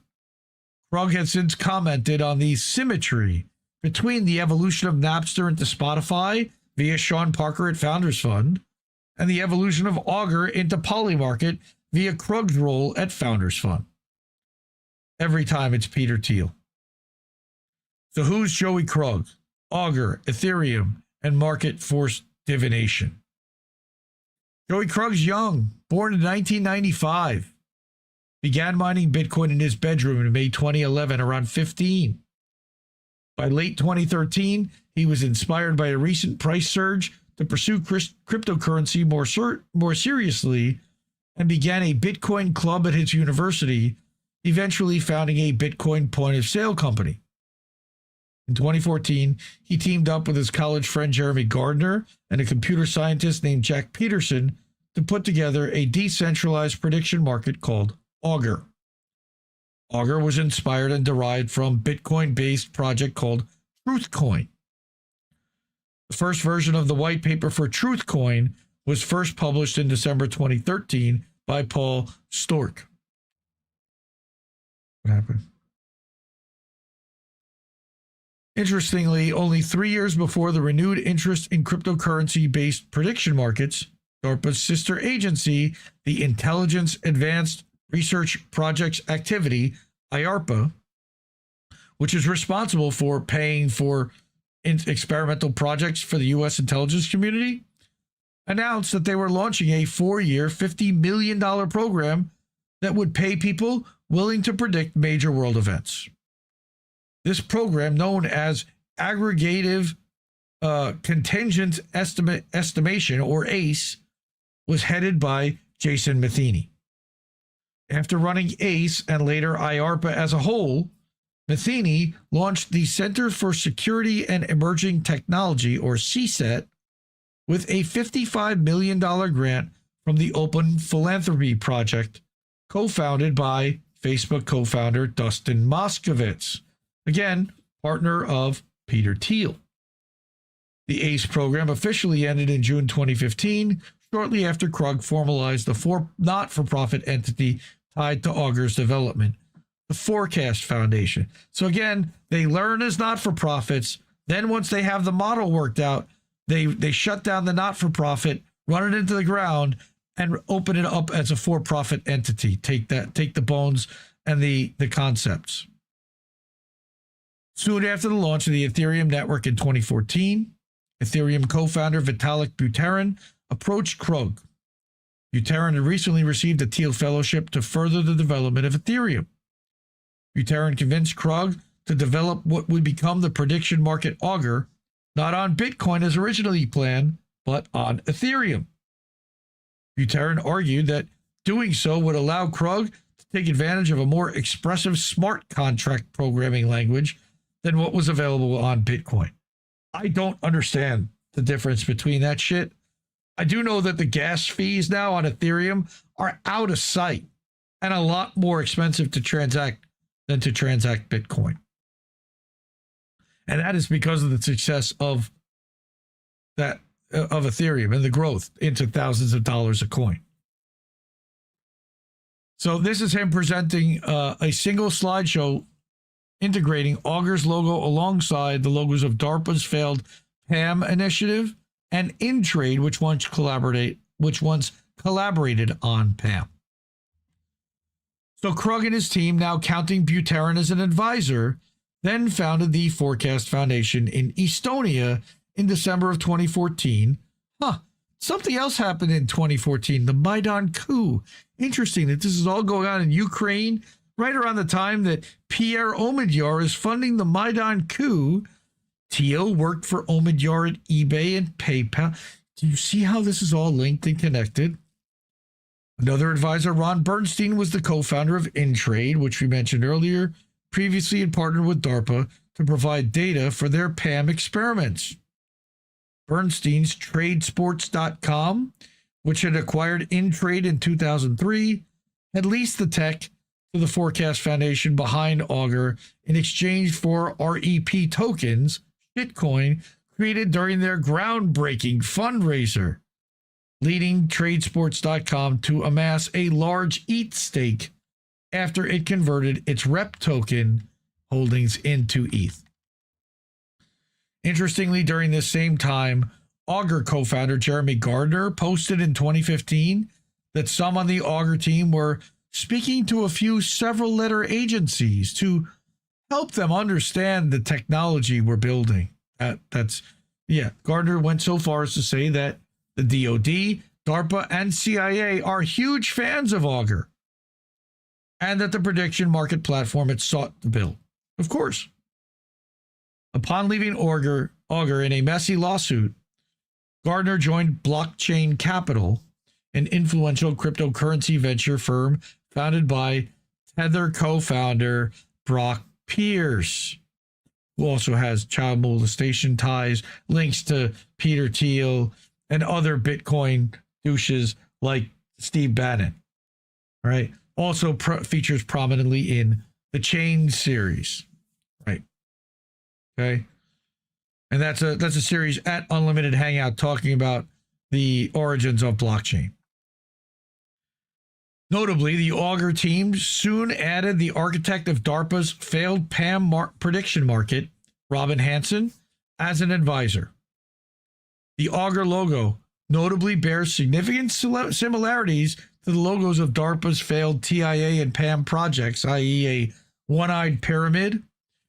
In fact, the profile on Augur from 2018 notes that Krug, one of his co-founders, and two unnamed Augur advisors, one of which was likely Hansen, had explicitly decided to make Augur's logo a pyramid with 3 points converging upon an all-seeing eye.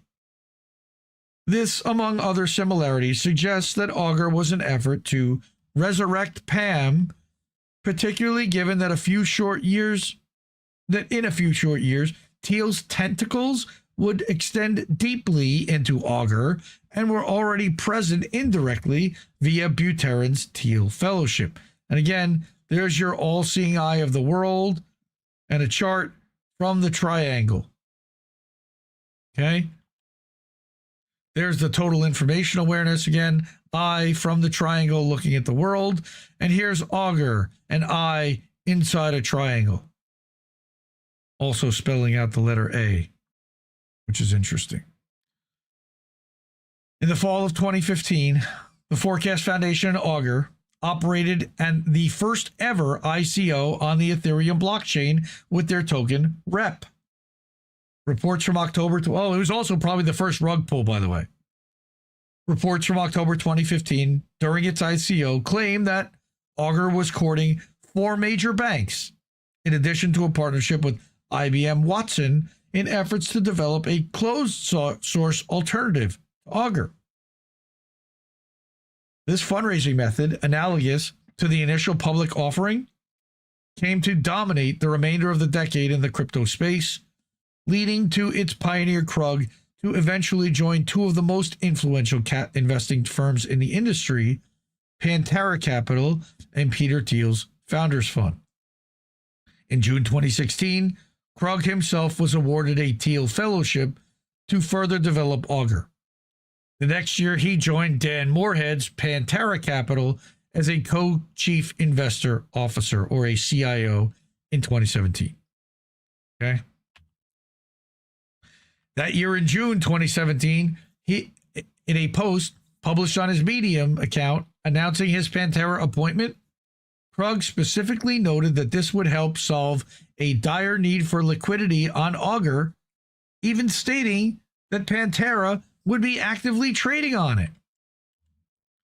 Quote, once Augur's out, we can even trade on it, which will increase liquidity and be good for everyone. There are no set allocations for anything in the fund. It's all about capacity and what we can spend the money on that is the best investment or most profitable. If 1 million people show up day one of Augur's full release, then there's probably no need or edge for us to trade. But if it does not happen, we will trade as long as we have an edge. This is an altruism. We're not planning to lose money to attract users to Augur. However, since we have an edge, even in markets like Bitcoin, we will almost certainly have an edge on Augur markets for quite a while. Yeah, because nobody even knows what the fuck Augur is yet. In July 2018, Augur released its primordial iteration based on the native Ethereum network token ETH and its rep token that had been created during its groundbreaking ICO. According to Krug, version 1 of Augur was a, quote, very slow, expensive, difficult to use version, unquote, and left users exposed to varying price fluctuations of tokens. As the Augur blog noted in 2021, version 1 was really the first real-world deployment of a free and open prediction market, which, quote, allowed the community to test many hypotheses and ideas that had been written about for decades prior by many academics, software engineers, and free market information enthusiasts.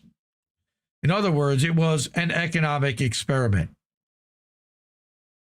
Version 2 of Augur, launched in 2020, replaced the unit of account with a stablecoin, specifically using DAI, an algorithmic stablecoin managed by MakerDAO. You should recognize MakerDAO because they actually, I believe, created the Assange DAO, which nobody knows what happened to that. Despite version 2 solving a lot of issues from version 1, it became clear that Augur was too resource intensive to live fully on Ethereum mainnet.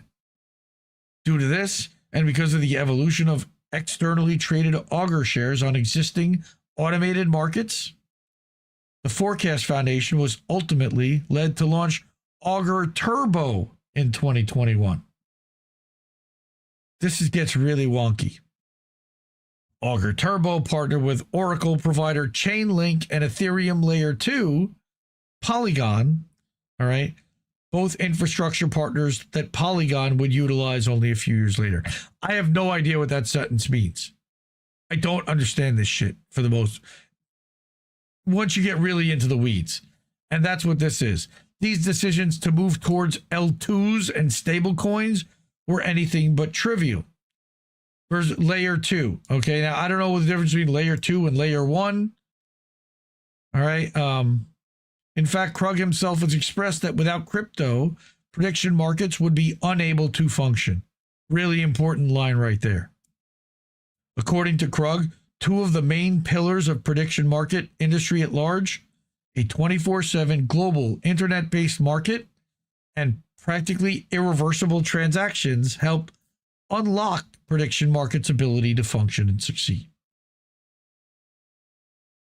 In a traditional online betting market, with legacy financial rails such as credit cards, there are few legal protections for bookmakers to successfully fend off scams in the event of a market loser claiming that their losing bet was made fraudulently. The credit card company ultimately becomes the oracle of the payout, meaning that it solely holds the decision to settle the funding transaction even after the event the bet is predicated on has passed.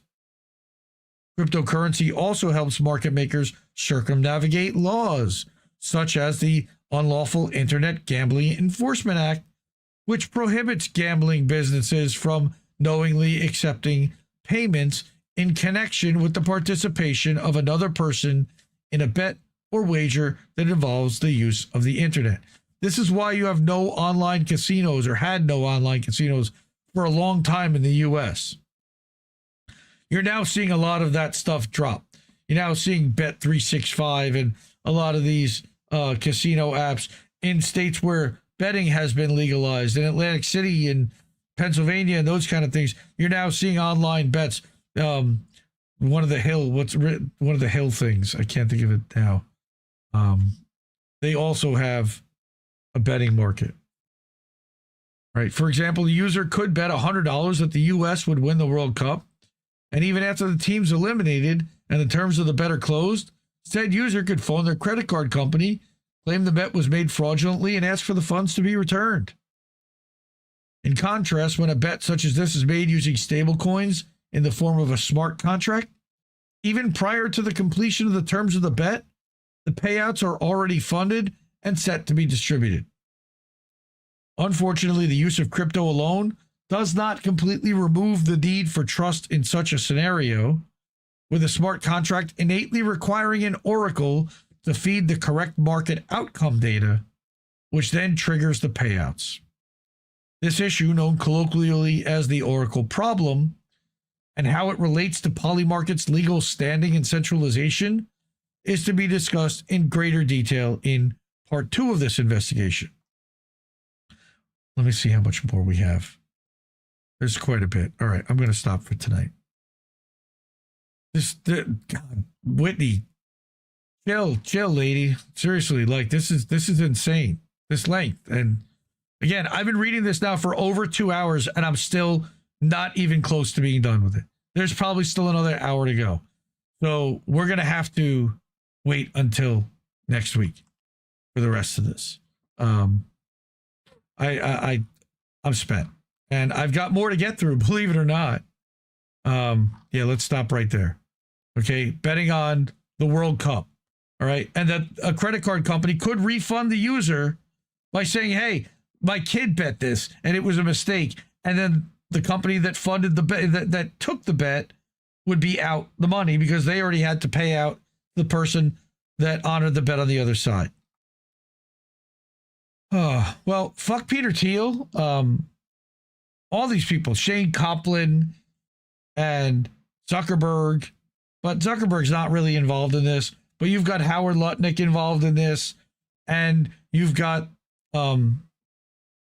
these other benefactors, Joey Krug, all right, and Sean Parker, and all of these people. It's a very, very small, incestuous network of billionaire bros, billionaire tech bros that have been shaping what we've been seeing, hearing, dealing with, and a lot of our reality.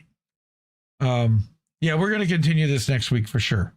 But, you know, support independent media because we need it more than ever.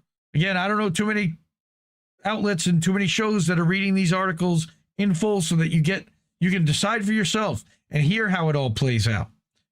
All right. So Cash App, $ Indie News Network, ko-fi.com/Indie News Network, paypal.me/Indie News Network as friends and family, patreon.com/Indie News Network, IndieNewsNow.com is our website that aggregates news 24/7. You can tip there. And over at Substack at IndieMediaToday.com or at INNNewsletter.com. You can subscribe monthly or annually over there. I don't know. I didn't know anything about Mikhail writing an article. He's got to send me a link to it if he wants me to see it. I don't know what it is. Did I read it? I didn't even know you wrote it yet. So I would love to. Haven't seen Seb Applejack. I wonder what happened to him. I don't know what happened to him. That's a good question. Seb Applejack, if you're out there, he's a lurker sometimes, but come say hi. Okay. I have got a quick lightning round to get to, and then we'll do GoFundMe's and get out of here. It's super late. My voice is starting to go. All right. So, and I did have this two somewhat longer articles or things to talk about. Nolan Wells. A lynching, maybe. I mean, terrible, awful story. This worst case scenario article that was written by BetBeat Media, I thought was really interesting. Trump firing the entire Election Assistance Commission. That was a useless entity anyway, but still one of the guardrails about, that allegedly was ensuring that we had free and fair elections and that there was a level of disconnect between machines and certification boards and everything else. That's now just been eliminated. And then finally, we have a Robbie Yeager article about dark money in Michigan funding Haley Stevens. And I love that picture. By the way, do not search for Haley Stevens, spelled the same way she does, in DuckDuckGo image search with safe search filter turned off. You will be very surprised by what you find. I'll just go there. Okay, so first, Nolan Wells. This is so sad. This lady thinks I think Nolan Wells was lynched, full stop. And this is a somewhat long article, but this young man, he deserves to have his story told. All right. So this lady starts by saying, and say his name, black men deserve to grow old. This is Nolan Xavier Wells. He was 18. He was a boy, barely a man, a boy who was unfortunate enough to have grown up in America's deep south as a black American. Among friends, he was cherished. He was an avid football player who enjoyed doing football things that I don't really understand. He had a great future ahead of him, complete with college and a proud family.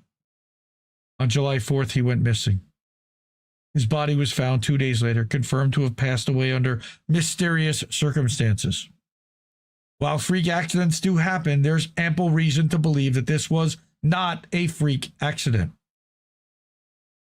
So this person says that growing up with Southern white father meant that she'd hear stories of good old boys. My dad was a Texan. My dad would tell me that in the South, good old boys were protective over the women. He would say that if a woman was hit or hurt, her brothers or fathers would get some of the good old boys to take the abuser on a hunting trip. Oh, and wouldn't you know it, a hunting accident would happen and the abuser would go bye-bye. Without another word, the hunter would be hunted, would be the hunted, and the police would chalk it up as an honest accident. What I didn't realize is that there was still another type of hunting accident that still happened in the South: lynching. My dad never broached that subject, but as I grew older, it's become very hard for me to ignore how often the same MO keeps popping up in a racial setting. In the 19th and early 20th century, lynching was most commonly done with a noose. It was and is a form of racial terrorism meant to intimidate black Americans and make them learn their place, so to speak. Today, lynchings still happen. However, the methods generally changed. Hangings are not so common because we all know the insinuation. However, they have been happening more and more frequently, and we've noted that. Today, they're hunting accidents and unusual circumstances that got the individual separated from the group, unquote. This gives the assailants a level of plausible deniability that makes them palatable in polite society. Fuck that. Nolan's death was remarkably similar to the stories my dad would tell me about how Southerners took care of problematic men. Nolan was a popular kid in his school. He was also the only black friend in his circle of friends. He was dating a white girl, which is somewhat unusual in his home state of Mississippi. He and his quote-unquote friends went on a boat ride to Horn Island. Around 3 p.m., his friends say that he chose to stay on the island while they loaded up his relative and escorted her back to the shore. After he was separated from his friends, he was seen with another girl by the name of Katie. He was supposed to come home early. He never did. This is weird because why would he choose to stay behind on a boat trip when there was no way for him to come back without a boat? Oh, and in breaking news, it appears that Nolan was filmed getting into an altercation with his friends on the boat trip near the water where he was found dead.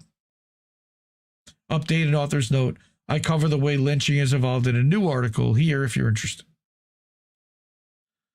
Since Nolan's passing, his friends have been silent. His friends, quote-unquote friends, have all deactivated their social media accounts and put their accounts on private. Social media users have been quick to point out several things. One, this is a classic circling the wagons behavior. You're not going to get information out of them. They've already made a point of making sure they don't have incriminating shit on their pages. The boys didn't call the cops. His mother was the one to report him missing. His friends had parents in positions of power. Interesting how that works, right? They're already lawyered up, and at least one works in a legal field. One of the moms is a judge. People already noticed that something's up. Many internet sleuths already pointed out that their behavior is incredibly suspicious. To have an entire clique of devastated friends suddenly go dark and not even release a statement after their friend died on an island they left him on is beyond odd. All right. These are not the actions of kids who are upset by the tragic passing of a friend. These are the actions of kids who are in panic mode because they murdered their so-called friend or could be implicated in his death. She said, I've looked it up and there's a term for this, sundown boat trips. I remember hearing Dissent tell me about sundown towns earlier this year. And here's somebody else pointing out that this story is grieving Kendrick Johnson, Tamla Horsford. Situations like this video below.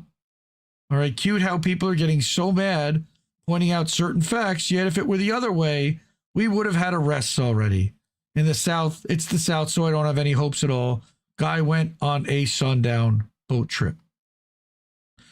For those not in the know, a sundown town is a town where it's dangerous to be black and within city limits after the sun sets. In the past, there were actual laws in place preventing people of color from living there or even just passing through. Today, sundown towns still exist.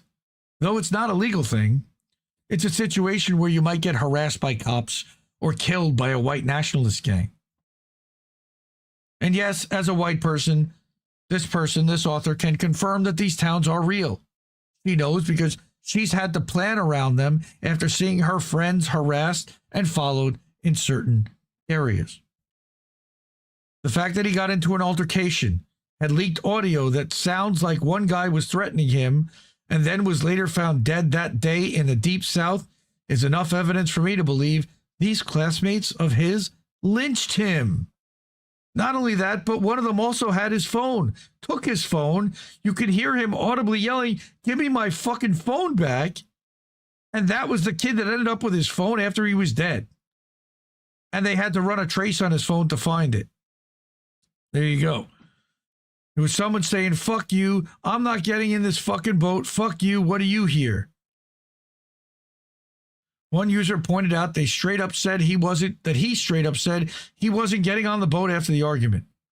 In parts of Mississippi, that's basically leaving someone to die. This is far from the only trip that involved one black person in a sea of white friends to end this way. It's scarily common among murder cases, particularly in the South.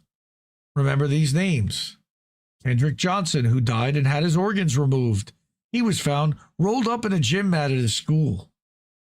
Marquis, who almost drowned while his white friends made monkey noises at him while refusing to help him get out of water. He barely survived thanks to a family of passersby. Alonzo Brooks, who was found dead at a doorstep after going to a party where he was the only person of color. He too was unable to find a ride home, and the people at the party swore they had no idea about how he died. This is not an isolated incident. Also, almost all of these incidents seem to happen in areas famous for racist assholes and good old boy behavior. White people need to understand why black people feel uncomfortable as the only person of color in a group. Look, fellow white folks, we need to talk. I've learned the hard way not to be the asshole who invites just one person of color to an area that's almost all white. There are times when you can literally see the discomfort in some people. It's not just because the person in question might be worried about being paraded around as the black friend. It's because it can literally be a safety issue. Even in innocuous places like house parties, they can turn deadly in the presence of the wrong white person. And frankly, you can't always tell who's who. There are tons of situations where white people turn on minorities because they can, or because they thought it was acceptable to do so. Racial incidents can turn deadly fast, and unfortunately, when they happen, law enforcement often sides with the attackers. If you are Caucasian and you have black friends, make a point to get diverse groups going. Don't balk if they look uncomfortable if they're the only person of color. Unlike us, they have to make calculated decisions on how to stay safe every day of the week. If you're white and reading this, understand we have to change. This is not acceptable. It's never acceptable to put other people in that level of danger. It's never acceptable to talk about this like it's some kind of unfortunate accident or random issue. This is on us. Their fear is rightful, and because of shit our people are doing. Sadly, this is a fact of life in America. No, we white folks don't have the right to bluster about how it's reverse racism. No, we white folks don't get the right to say, but they should know we're cool. This isn't going to change until we as a whole society force it to change. And since it's whites doing the oppressing, it's mostly going to have to be white people who learn to change our habits, our reactions, and the way we see the world. And I would say the same thing about Jews and Israel and Zionism. I urge you, if you have money to do so, to donate to Nolan Wells' legal and memorial GoFundMe. You can find it here. Rest in peace, child. You didn't deserve this. I thought, and not only that, I got more on Nolan Wells. One more. This lady recorded this video, again, minute and a half. I'll let her do some talking so I can take a drink. And let's go. The more I learn about the Nolan Wells case, the more I'm convinced that it was a Klan initiation ritual. One kid's parent is a judge, another kid's parent is a lawyer, and another kid's parent works in the jail. Happens in Mississippi on the 250th anniversary of our country, not to mention all the black people that have been found hanging from trees and the big group of white masked men marching on the Capitol. This is all Klan activity. The racism in this country disgusts me, and it's a big reason why I'm no contact with most of my family. I don't talk about it on here, but I have a black brother, and my mother raised him to believe that racism isn't real. I pretty much started fighting with my family and going no contact with them when Kyle Kaepernick took a knee, because that's when all of them started feeling comfortable in their racist skin. I haven't really had a relationship with my brother since he was 12 years old because my mother cut me out of his life because I took him camping and to a dinosaur museum when I found out that she told him he's not allowed to be a paleontologist because dinosaurs aren't real. And he was like autistic level genius about dinosaurs. And instead of being a paleontologist, she forced him to go to Bible college. And now he's got a bunch of white Christian friends. When I hear about shit like this, I think about my little brother and something like this happening to him or something happening with the police. And like I noted before, I'm not trying to make this about myself. I'm just sharing this information so you could have context about where I'm coming from. But if we don't keep speaking up about this stuff and about the Epstein files, nothing is going to be done about it because the people that are in power are the Klan members and the people in the Epstein files. Zero lies detected. And there's a lot of people big mad in her comments under that, but totally see her perspective there and you know, can't discount that assessment. Here's Juanita Cash Hawkins saying, regarding that baby Nolan Xavier Wells, I agree with this woman that it appears to be a Klan initiation ritual. Take heed. All right. And then finally, every single day, this Nolan Wells story gets more heartbreaking and the timeline keeps shifting. You mean to tell me that Nolan's parents had to track his phone just to recover it, and there are still people who will go underneath these posts and make all types of excuses to explain away a story that clearly doesn't sound right? If your friend goes missing and you come home with his phone and his keys, and his parents have to track that phone just to get it back, this story raises more questions at every turn. Nolan's family deserves a full, transparent investigation, not a shifting timeline and a rush to call it an accident. Nolan Xavier Wells should still be alive.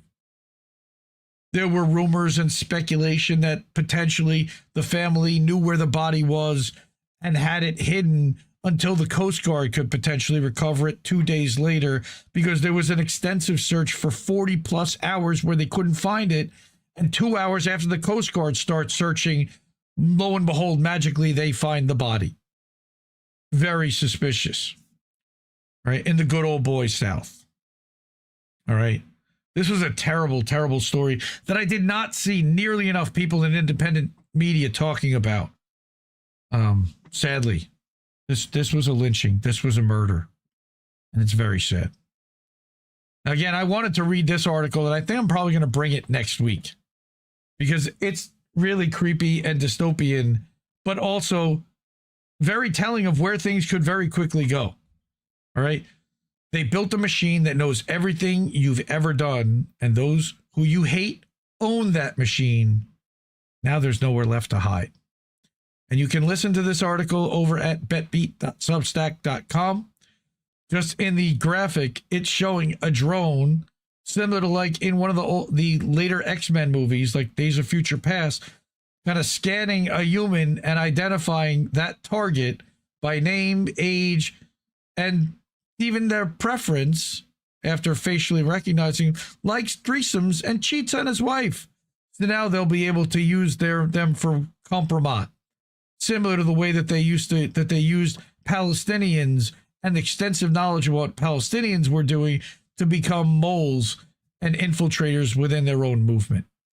This was an excellent piece by BetBeat Media. I've actually encouraged Steve to invite BetBeat Kareem on the show on AM Wake Up, and I'm going to try to help facilitate making that happen. So look for that on AM Wake Up in the future. And subscribe to BetBeat. BetBeat Media also does stuff with Vanessa Bealey and Fiorella, and they do great work. Next, ProPublica. Trump pushes out the remaining members of the bipartisan Election Assistance Commission ahead of the midterms. This is an important story. Again, I saw not enough people talking about. We know that our elections are not free and fair. All right. But at the same time, this was one of the few guardrails that we had to ensure that it could be free and fair. The bipartisan agent is left in limbo as he rushes to remake how elections are run before the midterms. It's not like anything's coming up in 6 months or anything. So go check this article out. It is frightening to see. And it leaves a lot of further uncertainty about who's going to certify the machines and how that's going to run for 2026 and beyond. All right. And then next and finally, I mentioned my brother Robbie Yeager, Politify Indie Media Award honoree Robbie Yeager. Go check that out at indiemediaawards.substack.com for all his links. Chemical lobby, dark money group, and billionaire GOP donor money routed to pro-Stevens super PAC. So now there's a chance that Abdul El Sayed could get the Democratic nomination for Senate in Michigan. And now all of a sudden, a $40 million ad buy found its way behind Stevens, and she's now pulled up even. She's a rabid Zionist. All right. So check out Robbie's article and Robbie's work over here at Politify. That's Yeager, JAEGER.substack.com. You can also follow him at Robleto Fire over on the tweeters. Okay. And that's it for the lightning round. Thanks, everyone. Got through that pretty quickly, even though the lynching story was really heartbreaking and longer than I wanted it to be. I think that Nolan Wells deserved that time. Again, support independent media because we need it more than ever. Ways to do that are there. Cash App, $ Indie News Network. Ko-fi.com/Indie News Network. PayPal.me/Indie News Network. Over at Patreon.com/Indie News Network monthly. You can subscribe monthly or annually at IndieMediaToday.com or at INNNewsletter.com over on Substack. Or you can do it through our website, IndieNewsNow.com. That is a news aggregator that updates 24/7, completely ad-free, linking directly to the site to keep the traffic there and to educate you as to where it's coming from. And form your own opinions of them. I have vetted these sources. I feel like they are credible and legit. But not everyone gets it right 100% of the time. So take it all with a grade. Okay, do your own homework and do your own vetting. All right. Finally, we're going to do GoFundMe's really quickly. And I'm going to do the same GoFundMe's that I've been doing. And that's Words of Will and Natalia, who, again, it's been more than a year now. And then we've got Aspen Martin. And then we've got our Shanda Masta Fuck Cancer collection. So let's start with Will. Will's wife, of course, has breast cancer. I think she just finished her first round of chemo. She had her job cut her hours, so they don't have insurance right now. So they are literally using GoFundMe to fund their house and their expenses, and that GoFundMe has started to slow down. I noticed that it's at about 4,200, which is where it's been for about a week now. 4,115. So it has not moved since last week. If there's anything anybody can do, man, I can't even imagine what supporting a family would be like, going through cancer and treatment and not having an income on top of it and having to rely on the kindness of strangers and let the bills pile up. It's awful. Fuck cancer, man. Just terrible. We love you, Will. We're thinking about you, and we're here for you. Next, Natalia. Of course, we've been talking about Natalia, Cowboy Kitty's sister-in-law, who was abducted by ICE in a routine traffic stop last July. It's been a year. They've had her locked up in a detention facility, jailed, and imprisoned. And the U.S. government spending hundreds of dollars a day to keep her jailed. Why? Who benefits? Well, CoreCivic, or the private company that owns the prison that she's in, and ICE certainly benefits, but they also are trying to torture her out so that she'll self-deport. And she's pending appeal right now. Yeah, that's one of my fears too. Poor woman. Agreed.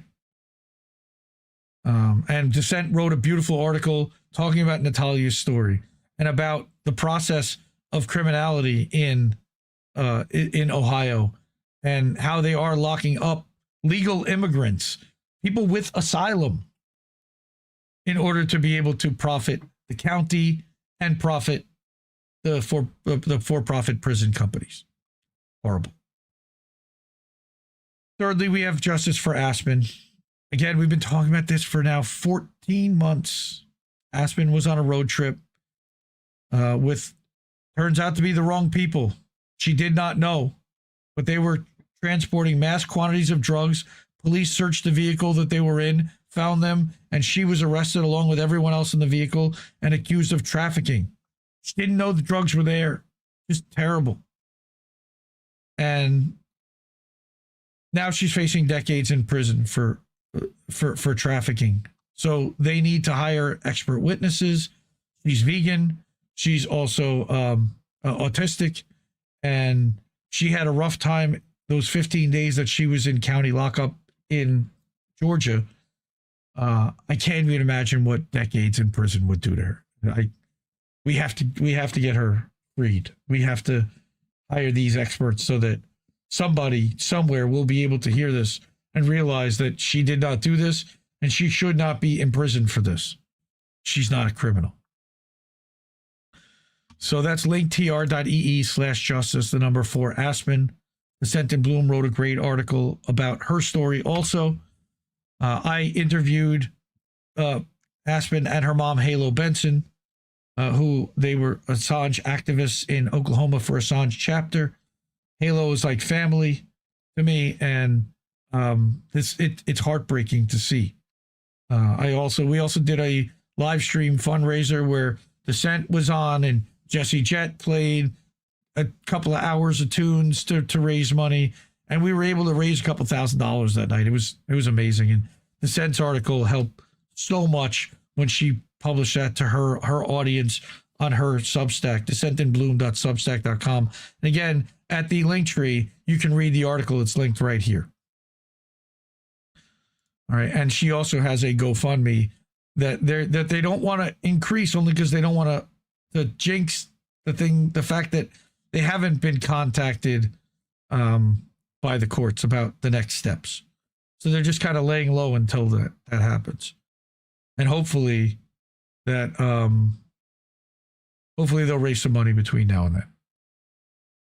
Finally, our friend Shanda. We lost our friend Shanda to small cell lung cancer and recurrences of the disease that spread to her lungs, that spread to her liver and to other body parts, and eventually made it to her brain.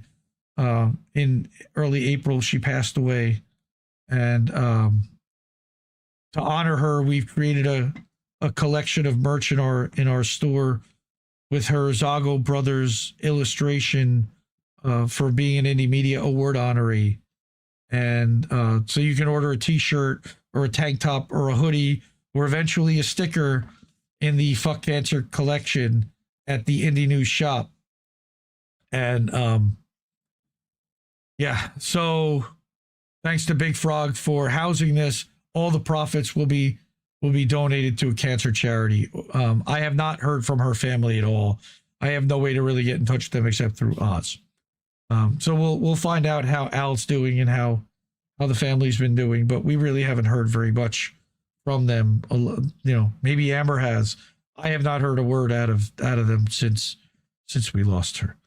But please pick up a shirt and honor Shanda. Natalie, I did take your suggestion and I created a design that has an emoji of a sunflower on the front and Shanda's image with her years on the back. And look for that in the collection in the near future. And again, as a reminder, Shanda was an Indie Media Award honoree. Just this week, I actually went and updated this page so that it had links to the merch and added to Rest in Power. And we miss her. We love her. Shout out to our brother Oz, Boomer. He did a show this week with our friend Lily. I'm really proud to have connected those two and introduced them and have suggested Lily as a potential online co-host for Oz, who was looking to get into back into streaming but didn't know who to do it with. And I suggested, hey, maybe talk to Lily. Lily's been part of Steve's community. She goes on Saturday Night Anarchy. He was a guest on Nobody Wants to Work Anymore once with me and Himbo, and she's been a great friend. I'm a big fan. So happy that they had their first episode Saturday night. Sorry that I missed it. I was on date night with the wife, but I did catch some of the replay. They did a really good job. And Oz is proud of Lily. I'm proud of Lily for her first shot as a co-host of a show. I'm proud of Oz for dusting himself back off, because that's what Shanda would have wanted anyway. Yeah. No, of course. That's funny. I'm sorry to hear that, Dissent. Yes, that is who it is. But much love to Oz. Yeah. I know you had your issues for the night on that show. But yeah, I don't have a link to that show, but I will make sure that I put a link in the description afterwards. You can go to the old Beauty and the Boomer channel. It's still there. All right. All right. And I think that is it for me for the evening. Yeah. This is the longest yet of Indie News Now Live. And again, I really appreciate everyone for hanging out, sticking with me throughout this long show, throughout the long Whitney Webb article read, and all the other articles and things that we talked about tonight. Support independent media, because we need it more than ever. I truly believe that. And I will see you Thursday night for American Tradition, and then we'll be back next Tuesday. Sunday night for Boats. Next Tuesday night, we'll be back here for Indie News Now Live. Thank you so much. I love you all. Have a great night, everyone. No! We just fucking lost the stream!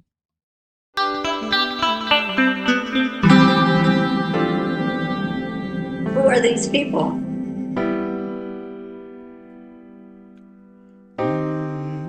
I think I liked it better being blind, when I couldn't read between the lines, and when I couldn't see the cracks in the structure that lay bare before me the whole time. I think I liked it better back when I suspended disbelief and swallowed pride. I thought I knew the difference in the red from the blue, but they both bleed us so dry.